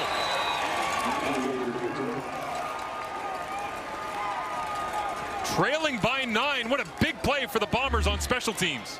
Yeah, no question. We talk all the time in this league about the importance of complementary football and the 3 phases, how they factor into each other.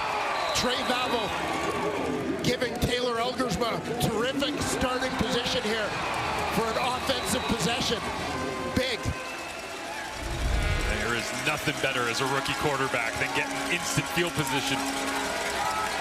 Elgersma with 20 touchdowns in 2024 for the Golden Hawks, and this time gives it off on the end around, heading inside the 15, and it's Pokey Wilson! Touchdown on the first offensive play they have after the break. Into the end zone. Winnipeg answers.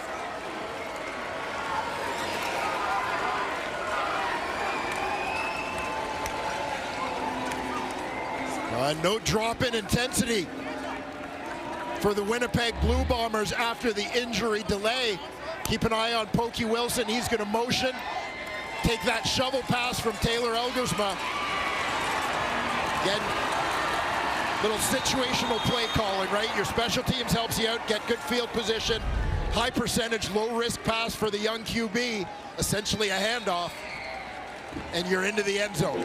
Something we got to keep in mind here as well, Dwayne, is who's calling the shots offensively for the Winnipeg Blue Bombers in this football game. A guy who's had big body quarterbacks, big arms, that are young, that are mobile. Tommy Condell, when he was with the Tiger Cats, at various points used guys like Dan Lefevre, Jeremiah Masoli. He knows how to massage the game plan in real time, to use your speed players on the edge, to use the big arm, to use the quarterback legs. I think that's just a sampling of what Condell has in store. Yeah, certainly Tommy throughout his career has demonstrated a level of creativity in terms of his play design, but also his play calling, exactly as you said, Marshall, to emphasize players' strengths and in fairness, minimize any potential shortcomings as well. Yeah, absolutely. So trying to take away some of the danger for Elgersma, perhaps limit the errors, the turnovers, as the Bombers come in with a -2 turnover differential to this game. And the question now becomes for the Hamilton Tiger Cats, are we getting the Battle of Waterloo unintentionally here in the CFL between a Warrior and a Golden Hawk? Trey Ford, legendary career with the Warriors, and Elgersma just down the street. And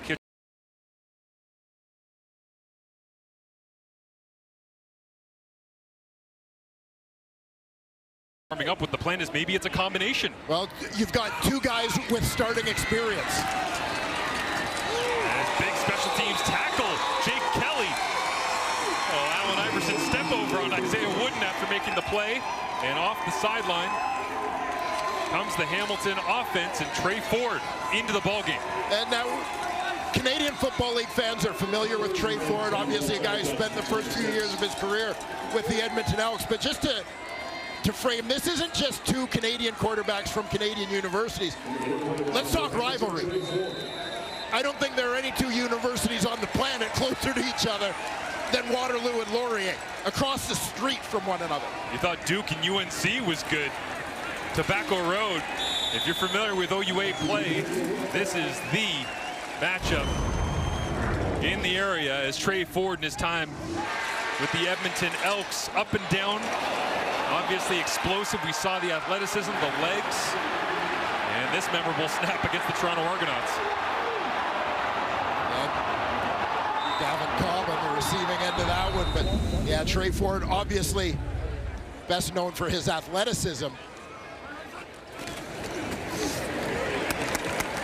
Short yardage package is in. Jake Dolagala handles that. And Trey Ford comes out immediately, so maybe they do lead the way. We've had 6 different quarterbacks play tonight between short yardage and backups. Totally unanticipated, but keep in mind those 6 quarterbacks, the Winnipeg Blue Bombers, the fewest starting quarterbacks for the last 5 years. They've had just 5. And obviously Colaros, that doesn't change here this evening because he was the starter of record, but just a ridiculous number of players having to play the position on short order here as a result of injuries and situation. So Trey Ford gets another chance. Well, zone read, look, pumps and then runs into a wall. And the Bombers defense all over it.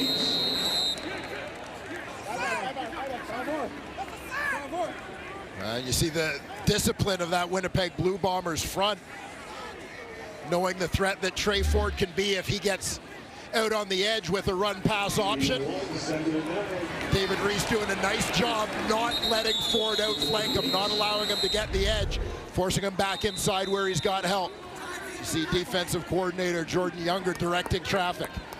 You got to think that Younger was communicating to Reese, hey, your shuffles and all the rest, the zone read stuff as a defensive end against Trey Ford becomes massively important. This ball fired in, low and away. Just not on the same page with Keandre Smith.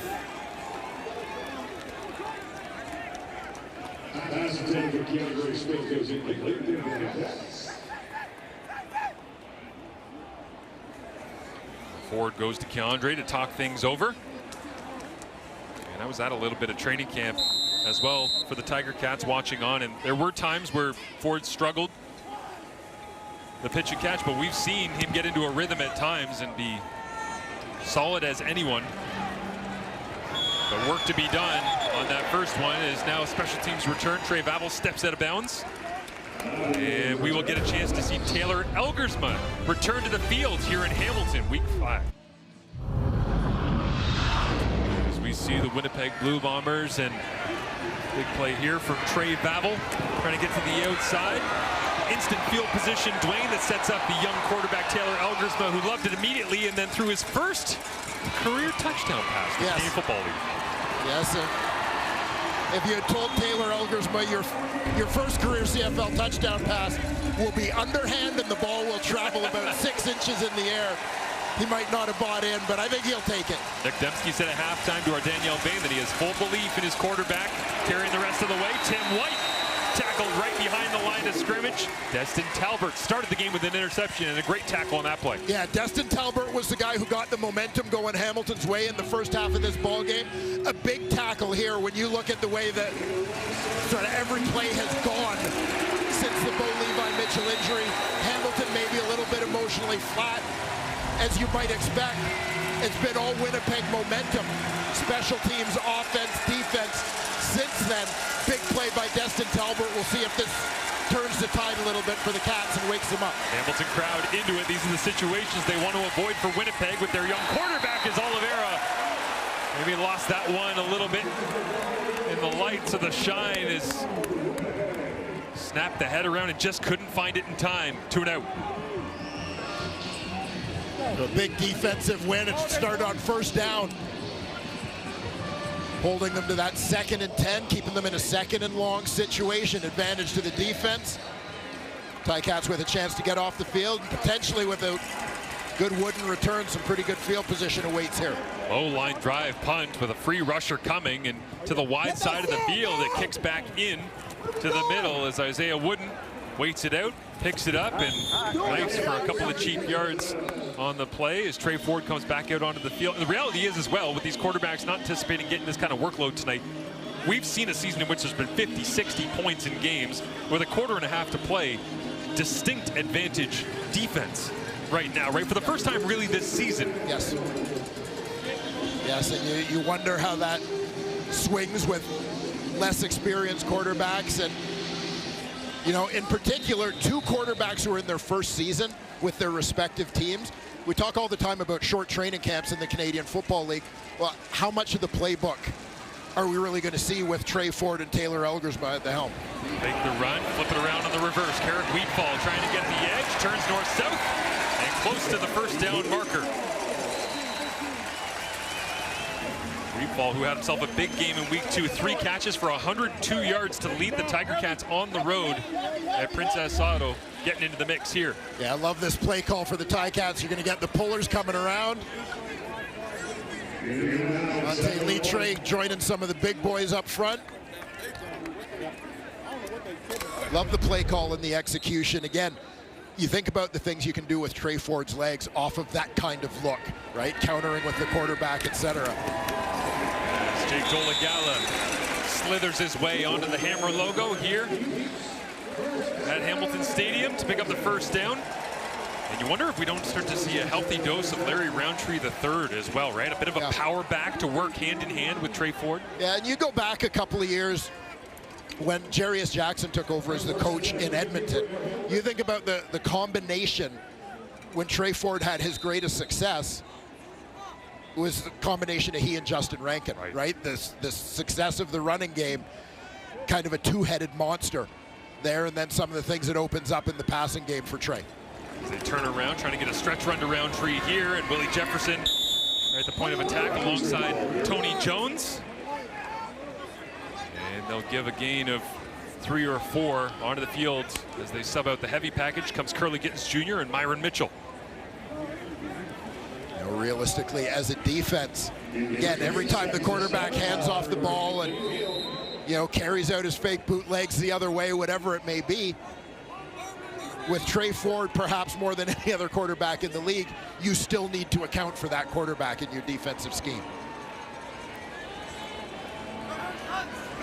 Trey Ford, 4-man rush, rips it to the outside, caught, and Keandre Smith, shy of the sticks, had to get to the 48, and wrapped up about 3 yards shy. Punting unit comes out for the Tiger Cats. So good strike from Ford that time, but not to the depth needed.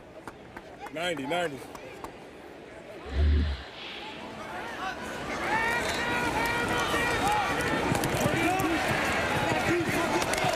Quick hitter, high percentage pass there. Perhaps trying to let Trey Ford find a little bit of a rhythm.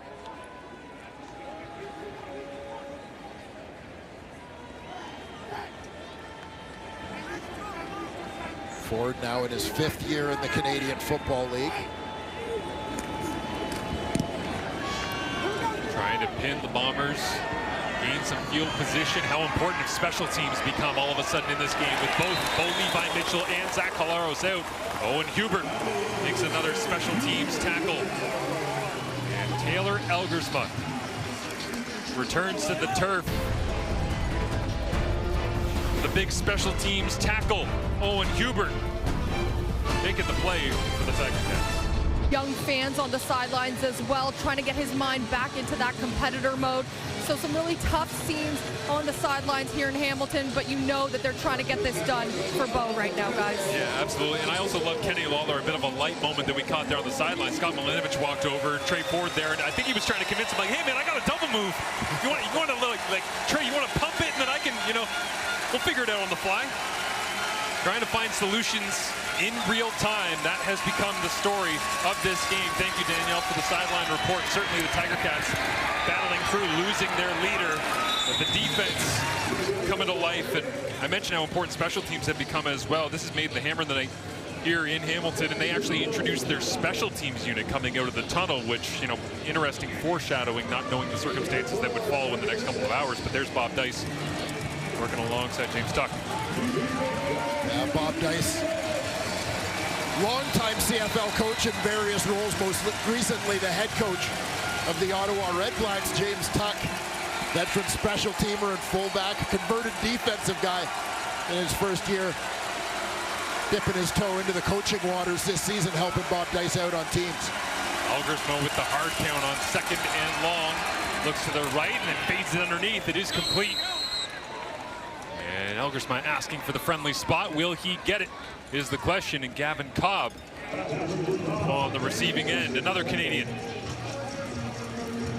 You know, Marsh, one of the things you and I touched on a little bit, Gavin Cobb, by the way, was on the receiving end of the highlight reel scramble and pass you saw when Trey Ford was in Edmonton Elk game against Toronto.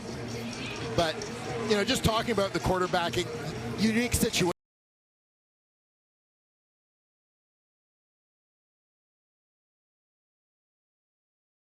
Veteran quarterback in Drew Brown, who happened to have Tommy Condell as his offensive coordinator a year ago in Ottawa. And that one skipping down low. And was it incomplete? Yes, they'll blow this play dead. But yeah, Kyle Walters looks like a genius right now, right? Timing is everything. Having this deal in place. And on the other side as well, I think about Taylor Powell. It's hard not to, right? Jumping in free agency for Edmonton behind Cody Fajardo. And it's Trey Ford and Jake Dolegala here because he thought, well, Bo's in a rhythm. Yeah, I mean, you never know how things are going to work out, right? But Taylor Powell, after starting some games in his first year, essentially it was his injury that got Bo Levi Mitchell back on the field and back on track. Strange to think week one, I saw Drew Brown and Taylor Powell having a conversation pregame in Ottawa. How fast things can change as again, here's Cobb, might be the favorite target of Taylor Elgersma. Out to the 30 this time, about 3 yards shy of the first down marker. Elgersma the first to win back-to-back Larry Haller MVP awards since Tommy Dennison in 2002-2003, and ripping it outside to another U Sports product here. Yeah, Tommy Dennison, longtime coach in the Canadian football scene, amateur football, but spent a little bit of time in the Canadian Football League with the Calgary Stampeders, former U Sports star. But Elgersma has to give it up, and again, the special teams do their job. As another London product, just like Elgersma, it is Nick Howlett making the special teams tackle and pinning Trey Ford. Gotta admit, I did not want to see Trey Ford against Taylor Elgersma here tonight. He's throwing a heck of a curveball into this football game, but it is amazing watching these guys try to figure it out in real time. Well, you know, we, as you said, don't like the circumstances, but there is a certain something to Canada Day weekend. Seeing two U Sports quarterbacks go head-to-head. Absolutely. Well, there's the double move that Kenny Lawler was asking for.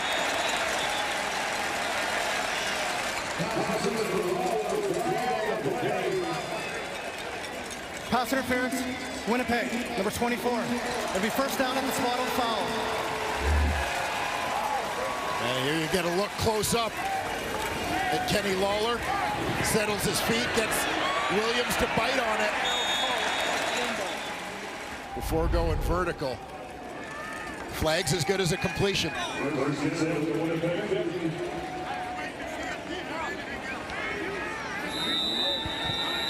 So Ford in plus territory. Alongside Curly Gittins Jr., he'll fade it the other way. On the money, quick as he can to Larry Roundtree, who gets wrapped up and turned back.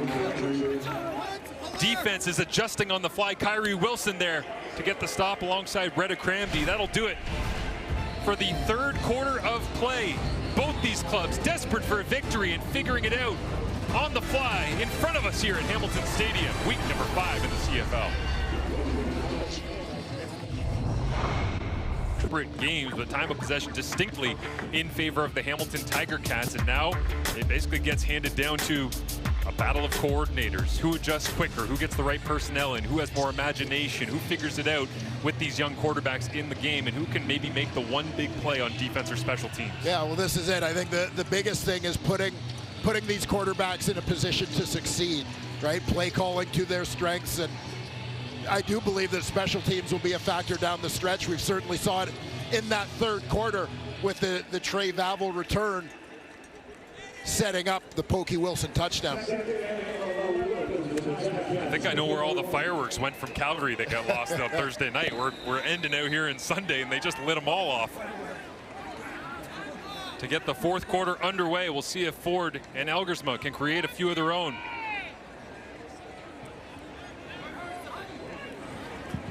Trey gets first touch. Down the middle of the field, into the end zone!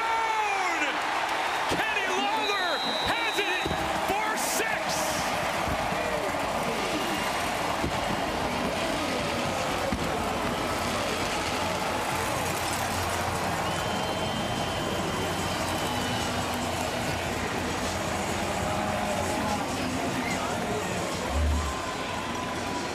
The previous play is under automatic review. Trey Ford following Bo Levi Mitchell's lead, airing it out for Kenny Lawler. They're reviewing this when you see immediately the Winnipeg Blue Bombers suggesting it was incomplete. We'll take a look. And yeah, you can see that one. Great shot. Hit the ground. Yeah, our terrific camera work. TSN crew caught the backside angle of it. They have the final decision from the replay center. After automatic review by the replay center, the ruling on the field has been overturned to an incomplete pass.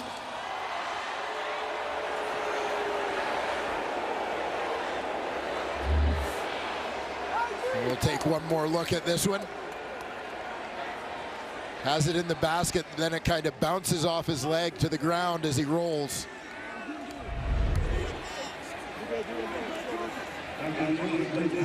Well, they dialed it up. Coming out of the quarter break. But I'll tell you, that doesn't count for a touchdown, doesn't count for any yardage. But what that play counts for is sending a message to the Winnipeg Blue Bombers defense that it's not just going to be a quick passing game from Trey Ford. Don't get caught creeping up thinking everything's going to be underneath. It's going to keep them honest and open up some other things. 9 games in 2018 with the Waterloo Warriors. Trey Ford had 30 touchdowns, 2 interceptions, so not afraid to take the deep shot on top of his CFL accolades. As Trey Vavel pushed out of bounds. And another chance to see Taylor Elgersma.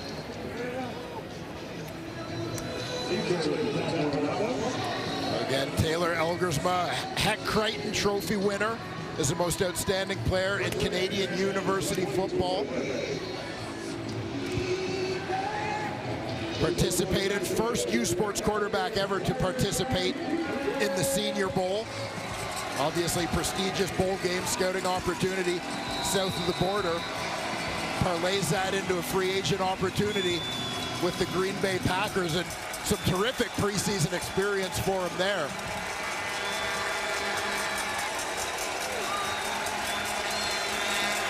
Elgersma hands off to Brady Oliveira. Gets north-south as quick as he can. You wonder whether or not they come back and play a little bit of Brady ball. Just down 2 here in the fourth quarter. You see Dante Daniels, the young rookie tight end right there. Jarrell Broxton free. You see addition from the BC Lions. They have built a physical monster. Now's the time to use it, you got to think.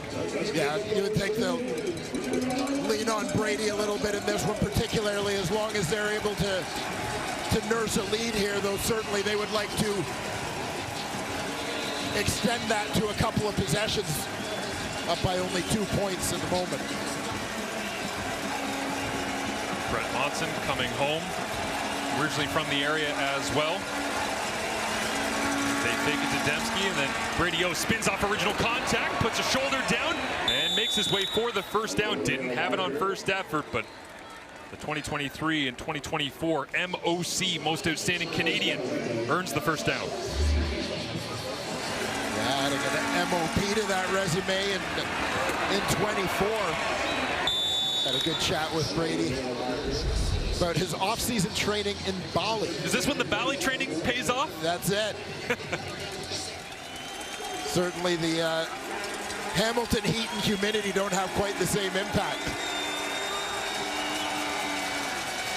Elgersma fakes it to Oliveira, looks the other direction, and in behind, but complete. Tim White makes Wynton McMahon McManus miss, and Reggie Stubblefield there to bring him down at around the 45-yard line. And another fresh set of downs from Tim White.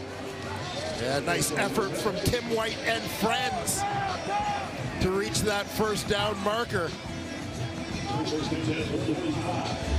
White making the catch and then getting a little bit of a tush push. I think it was Dante Daniels that came in to help get the momentum going in Winnipeg's direction. Taylor Elgersma from Oak Ridge Secondary School. Used to play for the London Junior Knights. How Canadian is that as well? A little bit of puck in the background of the big man pulling the trigger here for the Blue Bombers, and completes this to Hamilton native Michael Chris Ike. Onto the stat sheet here tonight at home. Little Oak Ridge to St. Thomas More connection. Yes, sir. St. Thomas More, local powerhouse over the years here in the world of Hamilton High School football, though. I know the boys at Westdale won a city championship this year, won the junior championship this spring too, I'm told. Winton McManus back in the fray here tonight. Don't think he expected this challenge. Elgersma, deep drop, checks it down underneath. Nick Dembski bounces off original contact as always, and then hacked down along the sideline. And Dembski, tough as nails, the Winnipeg native on his feet.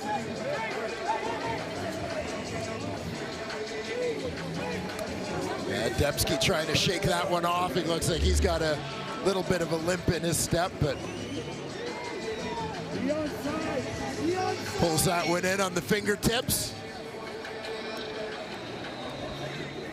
Nice job to get what he got, but shy of that first down.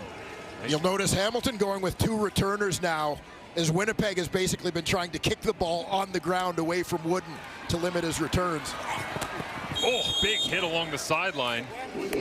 Special teams coverage, another Golden Hawk right there. Tanner Cadwallader.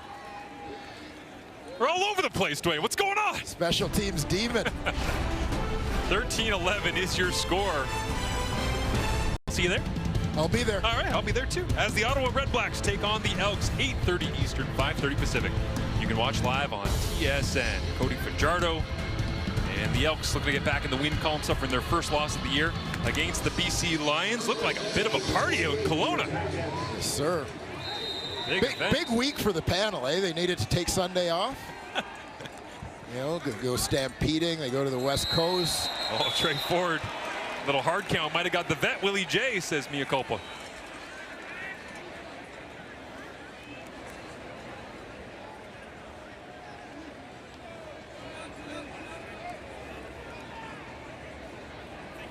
Offside, Winnipeg, number 5. It's a 5-yard penalty, and it's going to remain first down. Love that Willie raises his hand like pick up basketball to claim a foul. Yeah, Willie's earned a mulligan or two. I would say so. Right?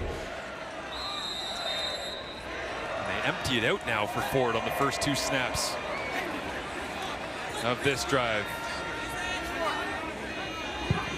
On one side, we see bully ball downhill physicality, and the other, it's Ford spreading the field, now going quarterback draw, chased down from behind, and a flag flies as well.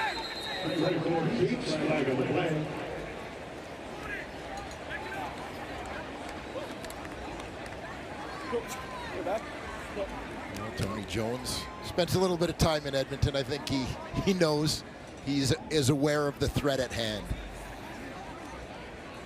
Holding, Hamilton, number 59. It's a 10-yard penalty. We'll replay first down. A team that's taken the fewest penalties per game. The Tiger Cats coming in at just 4.7 per contest. They take one here as you see the right tackle maybe hanging on a little bit, but Tony Jones can't be stopped. And yeah, to your point, it's been interesting seeing the different ways Winnipeg's called their defense with Trey Ford in the game, leaving a couple of people to spy him, track him down, try to contain, limit the legs. Any CFL fan knows how explosive Ford can be when he gets running up to full speed. This time he's forced to run around the edge. Willie Jefferson gives chase, and Ford trying to dance away from one of the longest defenders in the CFL, and he does. Flat-footed, and now Ford flips it over the top, and it's incomplete. Larry Roundtree Petrie couldn't hang on. It wouldn't have gone for a first down likely with coverage right there, but that is the lightning in a bottle that we know is inside that man right there. One of the fastest players in the Canadian Football League.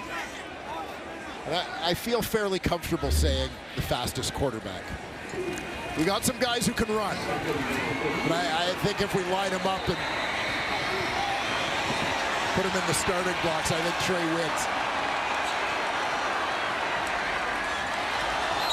Measured in the 40-yard dash at 4.49 seconds as Dolegala is in for this snap, and oh boy, Dolegala cold off the bench. Almost gifted one to Dietrich Nichols if he could have hung on.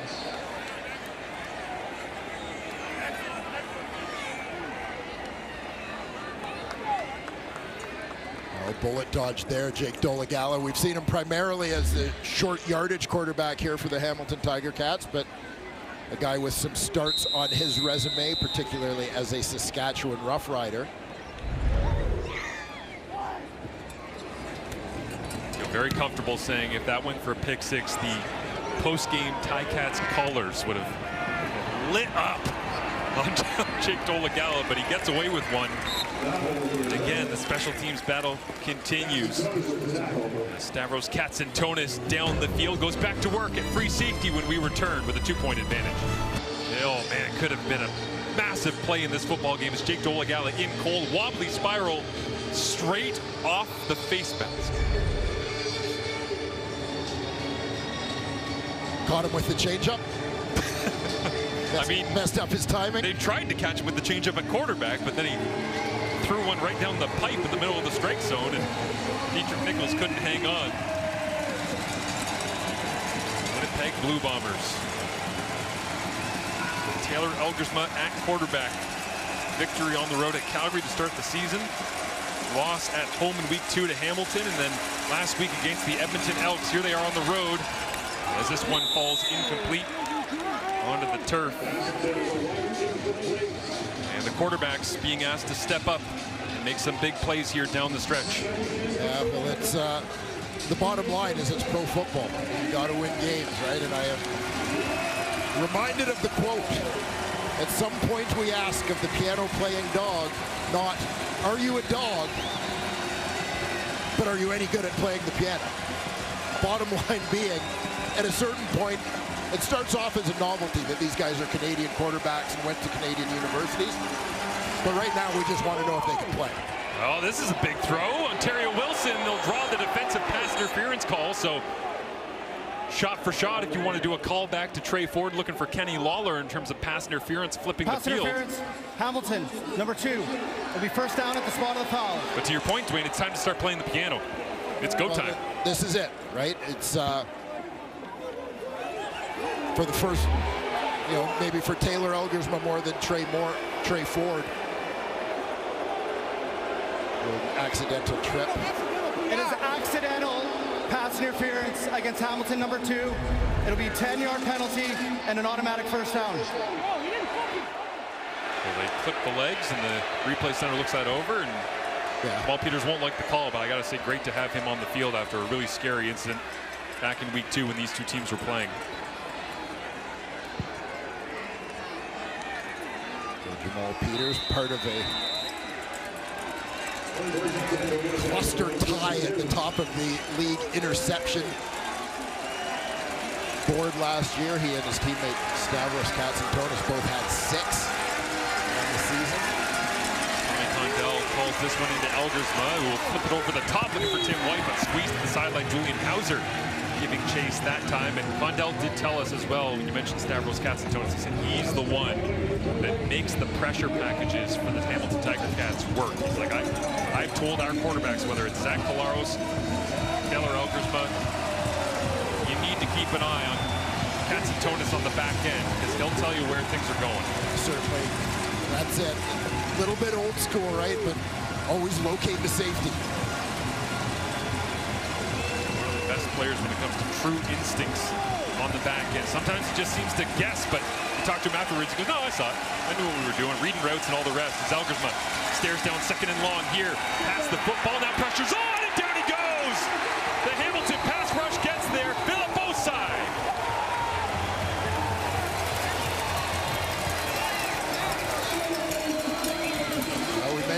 Osai off the top, a guy who was on a 12-sack pace last season. Here you'll see him coming from the right edge of your screen from his defensive end spot, a guy who proved to be an outstanding bookend to Julian Hauser once he got in the lineup last season. You know, just on the redirect, tough for the offensive line to know where their quarterback is. Emerson Sheehan hacks one down out of bounds, but Philip Osai adds his second of the campaign here in 2026 on top of the 8 he had last year. Double put in an unfortunate situation here this evening with Bo Levi Mitchell suffering what looks to be a major injury and was taken away in an ambulance earlier on. Trey Ford has taken all the snaps other than short yardage, and the last snap that Jake Dolegala nearly threw an interception, but Ford now watching on from the sideline as it looks like a change of heart in the Hamilton coaching staff.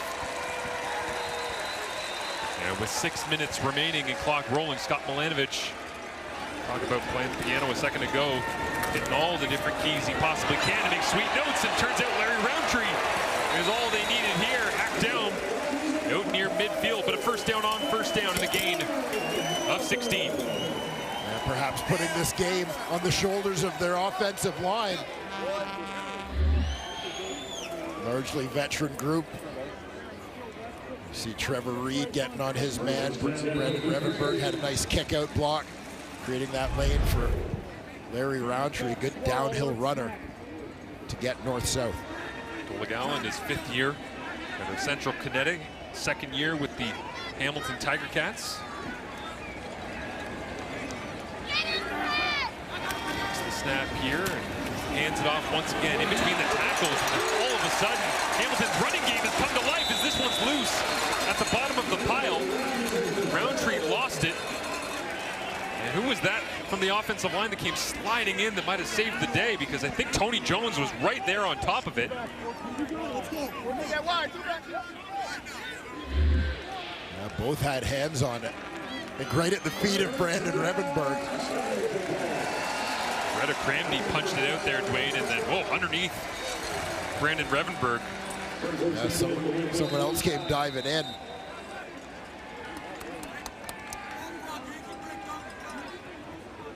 Cramney very intentionally, nice play to punch that ball out.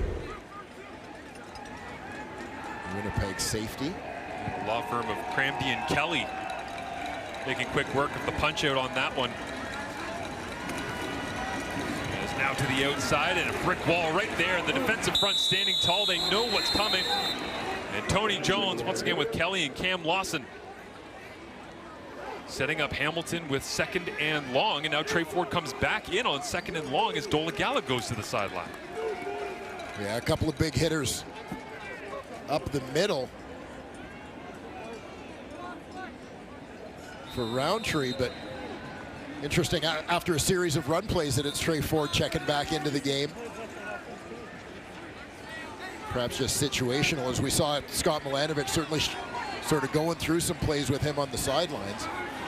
Certainly not done for the evening. Doesn't appear to be injury. Is now rifling it on an interception. It's Major Williams who picked it off on a pass that was closest to Kenny Lawler. But when they put in Jake Dolegala a minute ago, cold off the bench, he nearly threw an interception. It should have been, and this time Ford off the sideline cold. And he does throw the INT. And it just looks like this one is just well behind the receiver. Looking to the outside, Kenny Lawler. Several steps outside of where that ball was thrown. Williams sees the ball in the air, sits on it, comes up with the pick.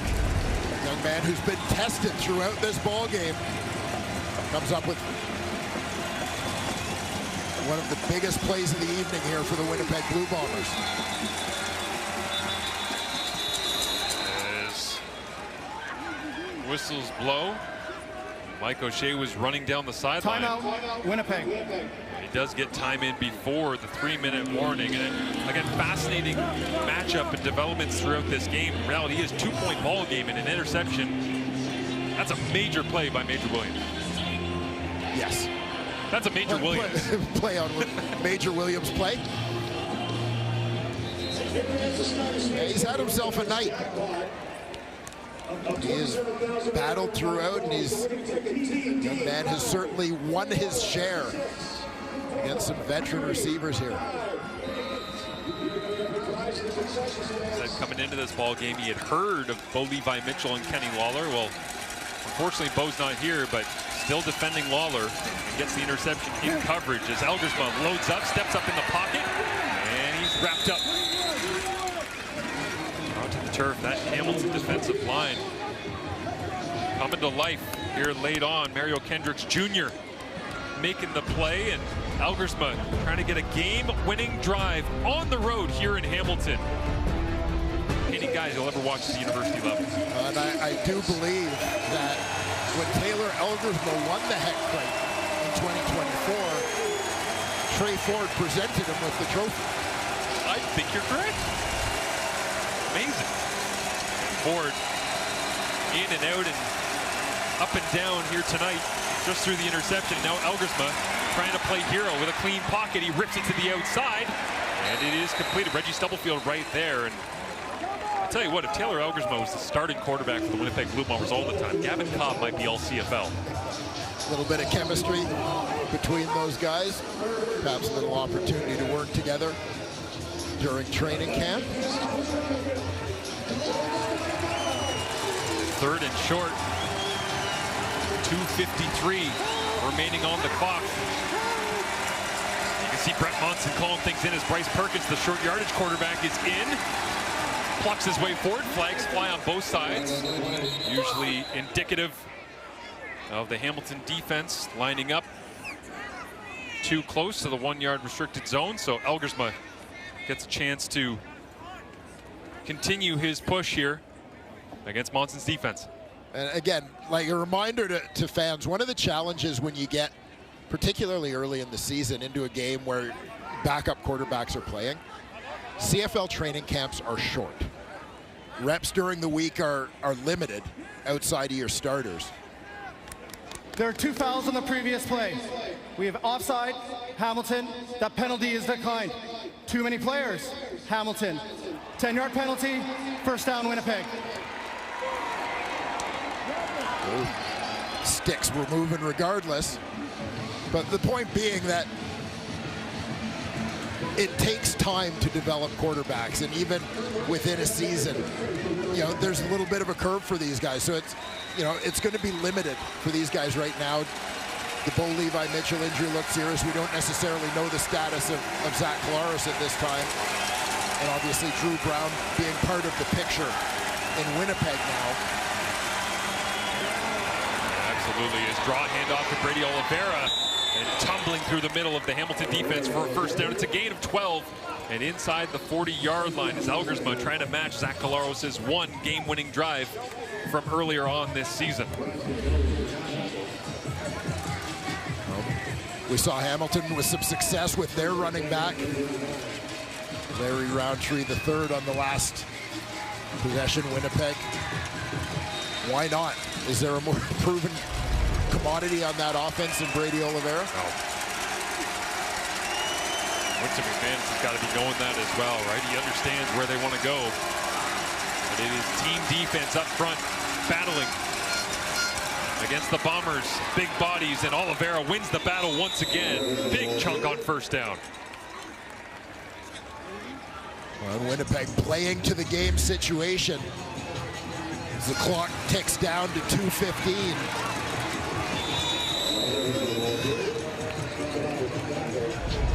Keep the clock moving, limit the risk, take the pressure off your young quarterback.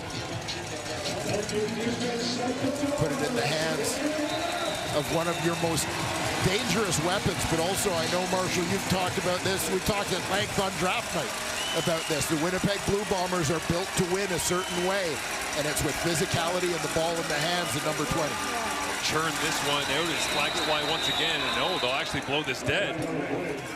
Perkins was free rolling, maybe the right side of the Winnipeg line. Procedure, Winnipeg, number 66. It's 5-yard penalty, and it remains second down. All Stanley Bryant.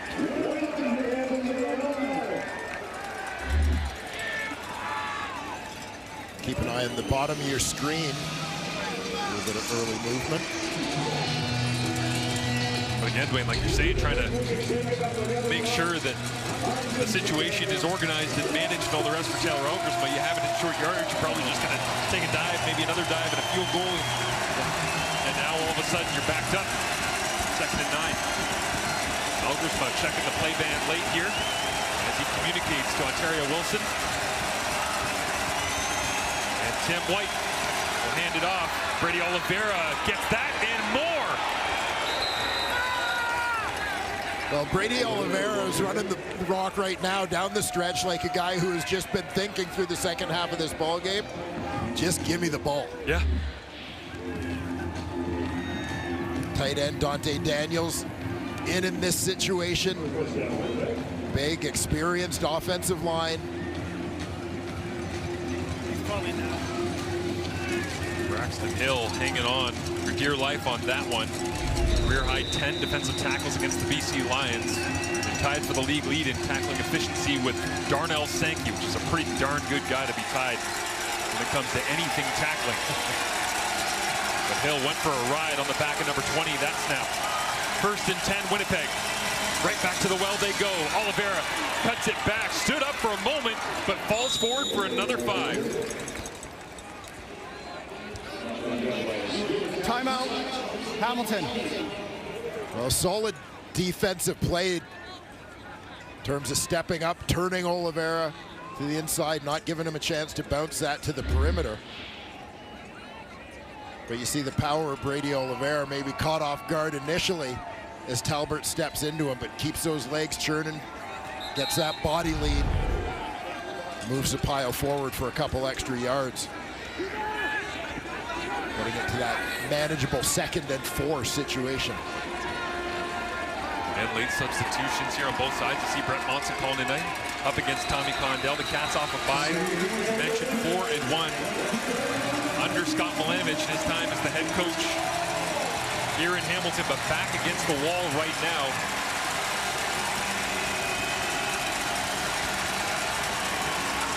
How aggressive will the Bombers be?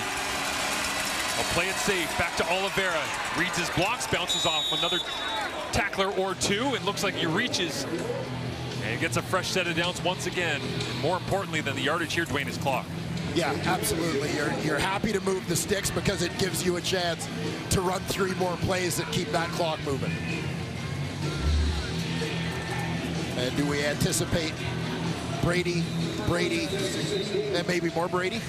I thought you were going to give me a multiple choice option here. It was like, on this play, should the Bombers pick Brady, or Mr. Oliveira? All of the above. Yeah.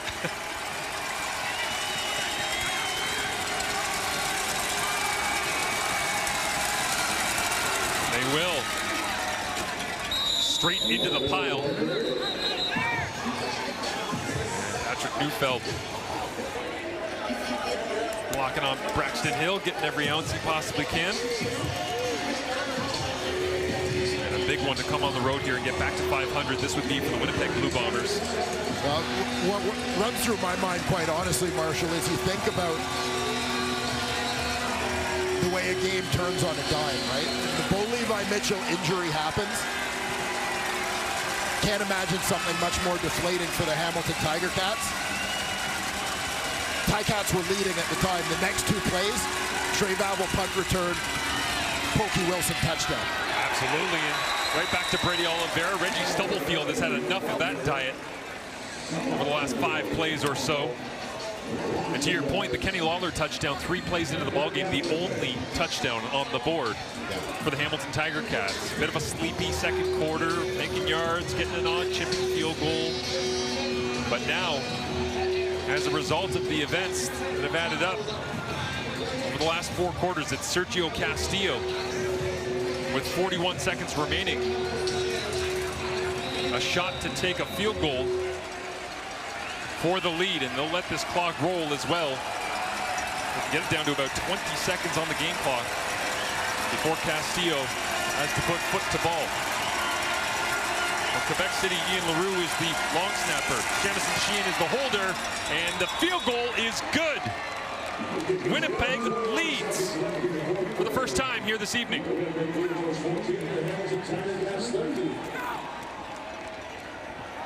Perfectly executed drive by the Winnipeg Blue Bombers down the stretch. And it may be a young quarterback, but a whole lot of veterans around him steadied the ship. Not just the offensive line, but the receivers getting involved in the blocking game. You know, Brady Oliveira had a fumble last week in a sort of a turnover-filled first half for the Winnipeg Blue Bombers, looking after the ball security at a critical time. And setting the Winnipeg Blue Bombers up for that go-ahead field goal. Now the threat of Isaiah Wooden certainly, yeah, looms rather large here. I believe the off returner is Myron Mitchell that's back as well, who is no slouch when it comes to special teams action and danger. Slow start to the season when it comes to kick returns for touchdowns. But the last couple of weeks have seen that element of the CFL's entertainment value start to skyrocket as well. What will Sergio Castillo do to try and prevent that from happening? It's a sidewinder, but a great distance kick. As they'll take the reverse in between, and now pitch to the outside. Trying to create something out of nothing, and now all the time is coming off the clock and pushed out of bounds. The imagination was there, the execution perhaps not, but Mark Leggio, will he get an opportunity is the question now with 10 seconds remaining. Oh, good coverage. Discipline there from the Winnipeg Blue Bombers. You know, Mike Miller, of course, one of the great special teams cover players in CFL history. Think of he and Dan Rasevich at the top of that category, but Mike Miller obviously now coaching, and discipline a big part of that, right? Staying in your lanes so the misdirection plays don't fool you. Great defensive start position here for Winnipeg. Willie Jefferson gives chase, and underneath, incomplete. Jake Dolagala in after the Trey Ford interception, so 5 seconds remaining, and this is last gasp stuff for the Tiger Cats, who won on the road. Going out to Winnipeg, home to BC.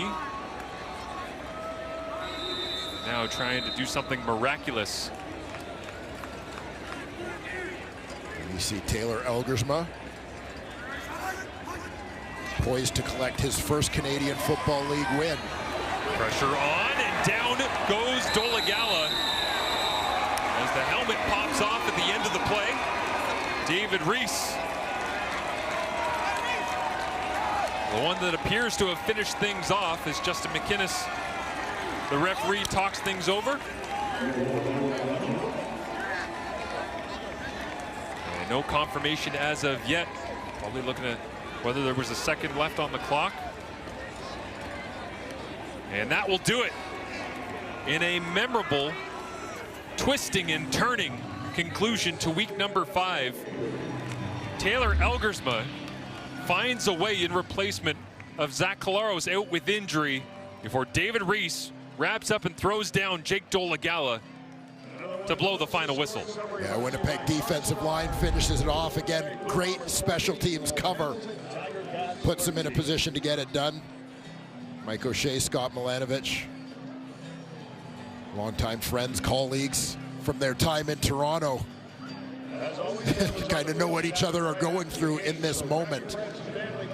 But the man of the moment, Taylor Elgersma, rookie quarterback, comes off the win to collect his first career CFL win, and certainly for us wishing all the best to Zach Collaros and Bo Levi Mitchell. Absolutely a difficult night for the starting quarterbacks. We hope to get positive updates on them soon, but it is Thursday night football. Ottawa against Edmonton coming up to kick off week number 6 as the Elks look to get back in the win column, and Ottawa looks for their first victory of the season. That will set the slate for what should be another great week of CFL action. Danielle Bain, Wayne Ford, and Marshall Ferguson. Thanks for watching the conclusion of Week 5 in the CFL from Hamilton.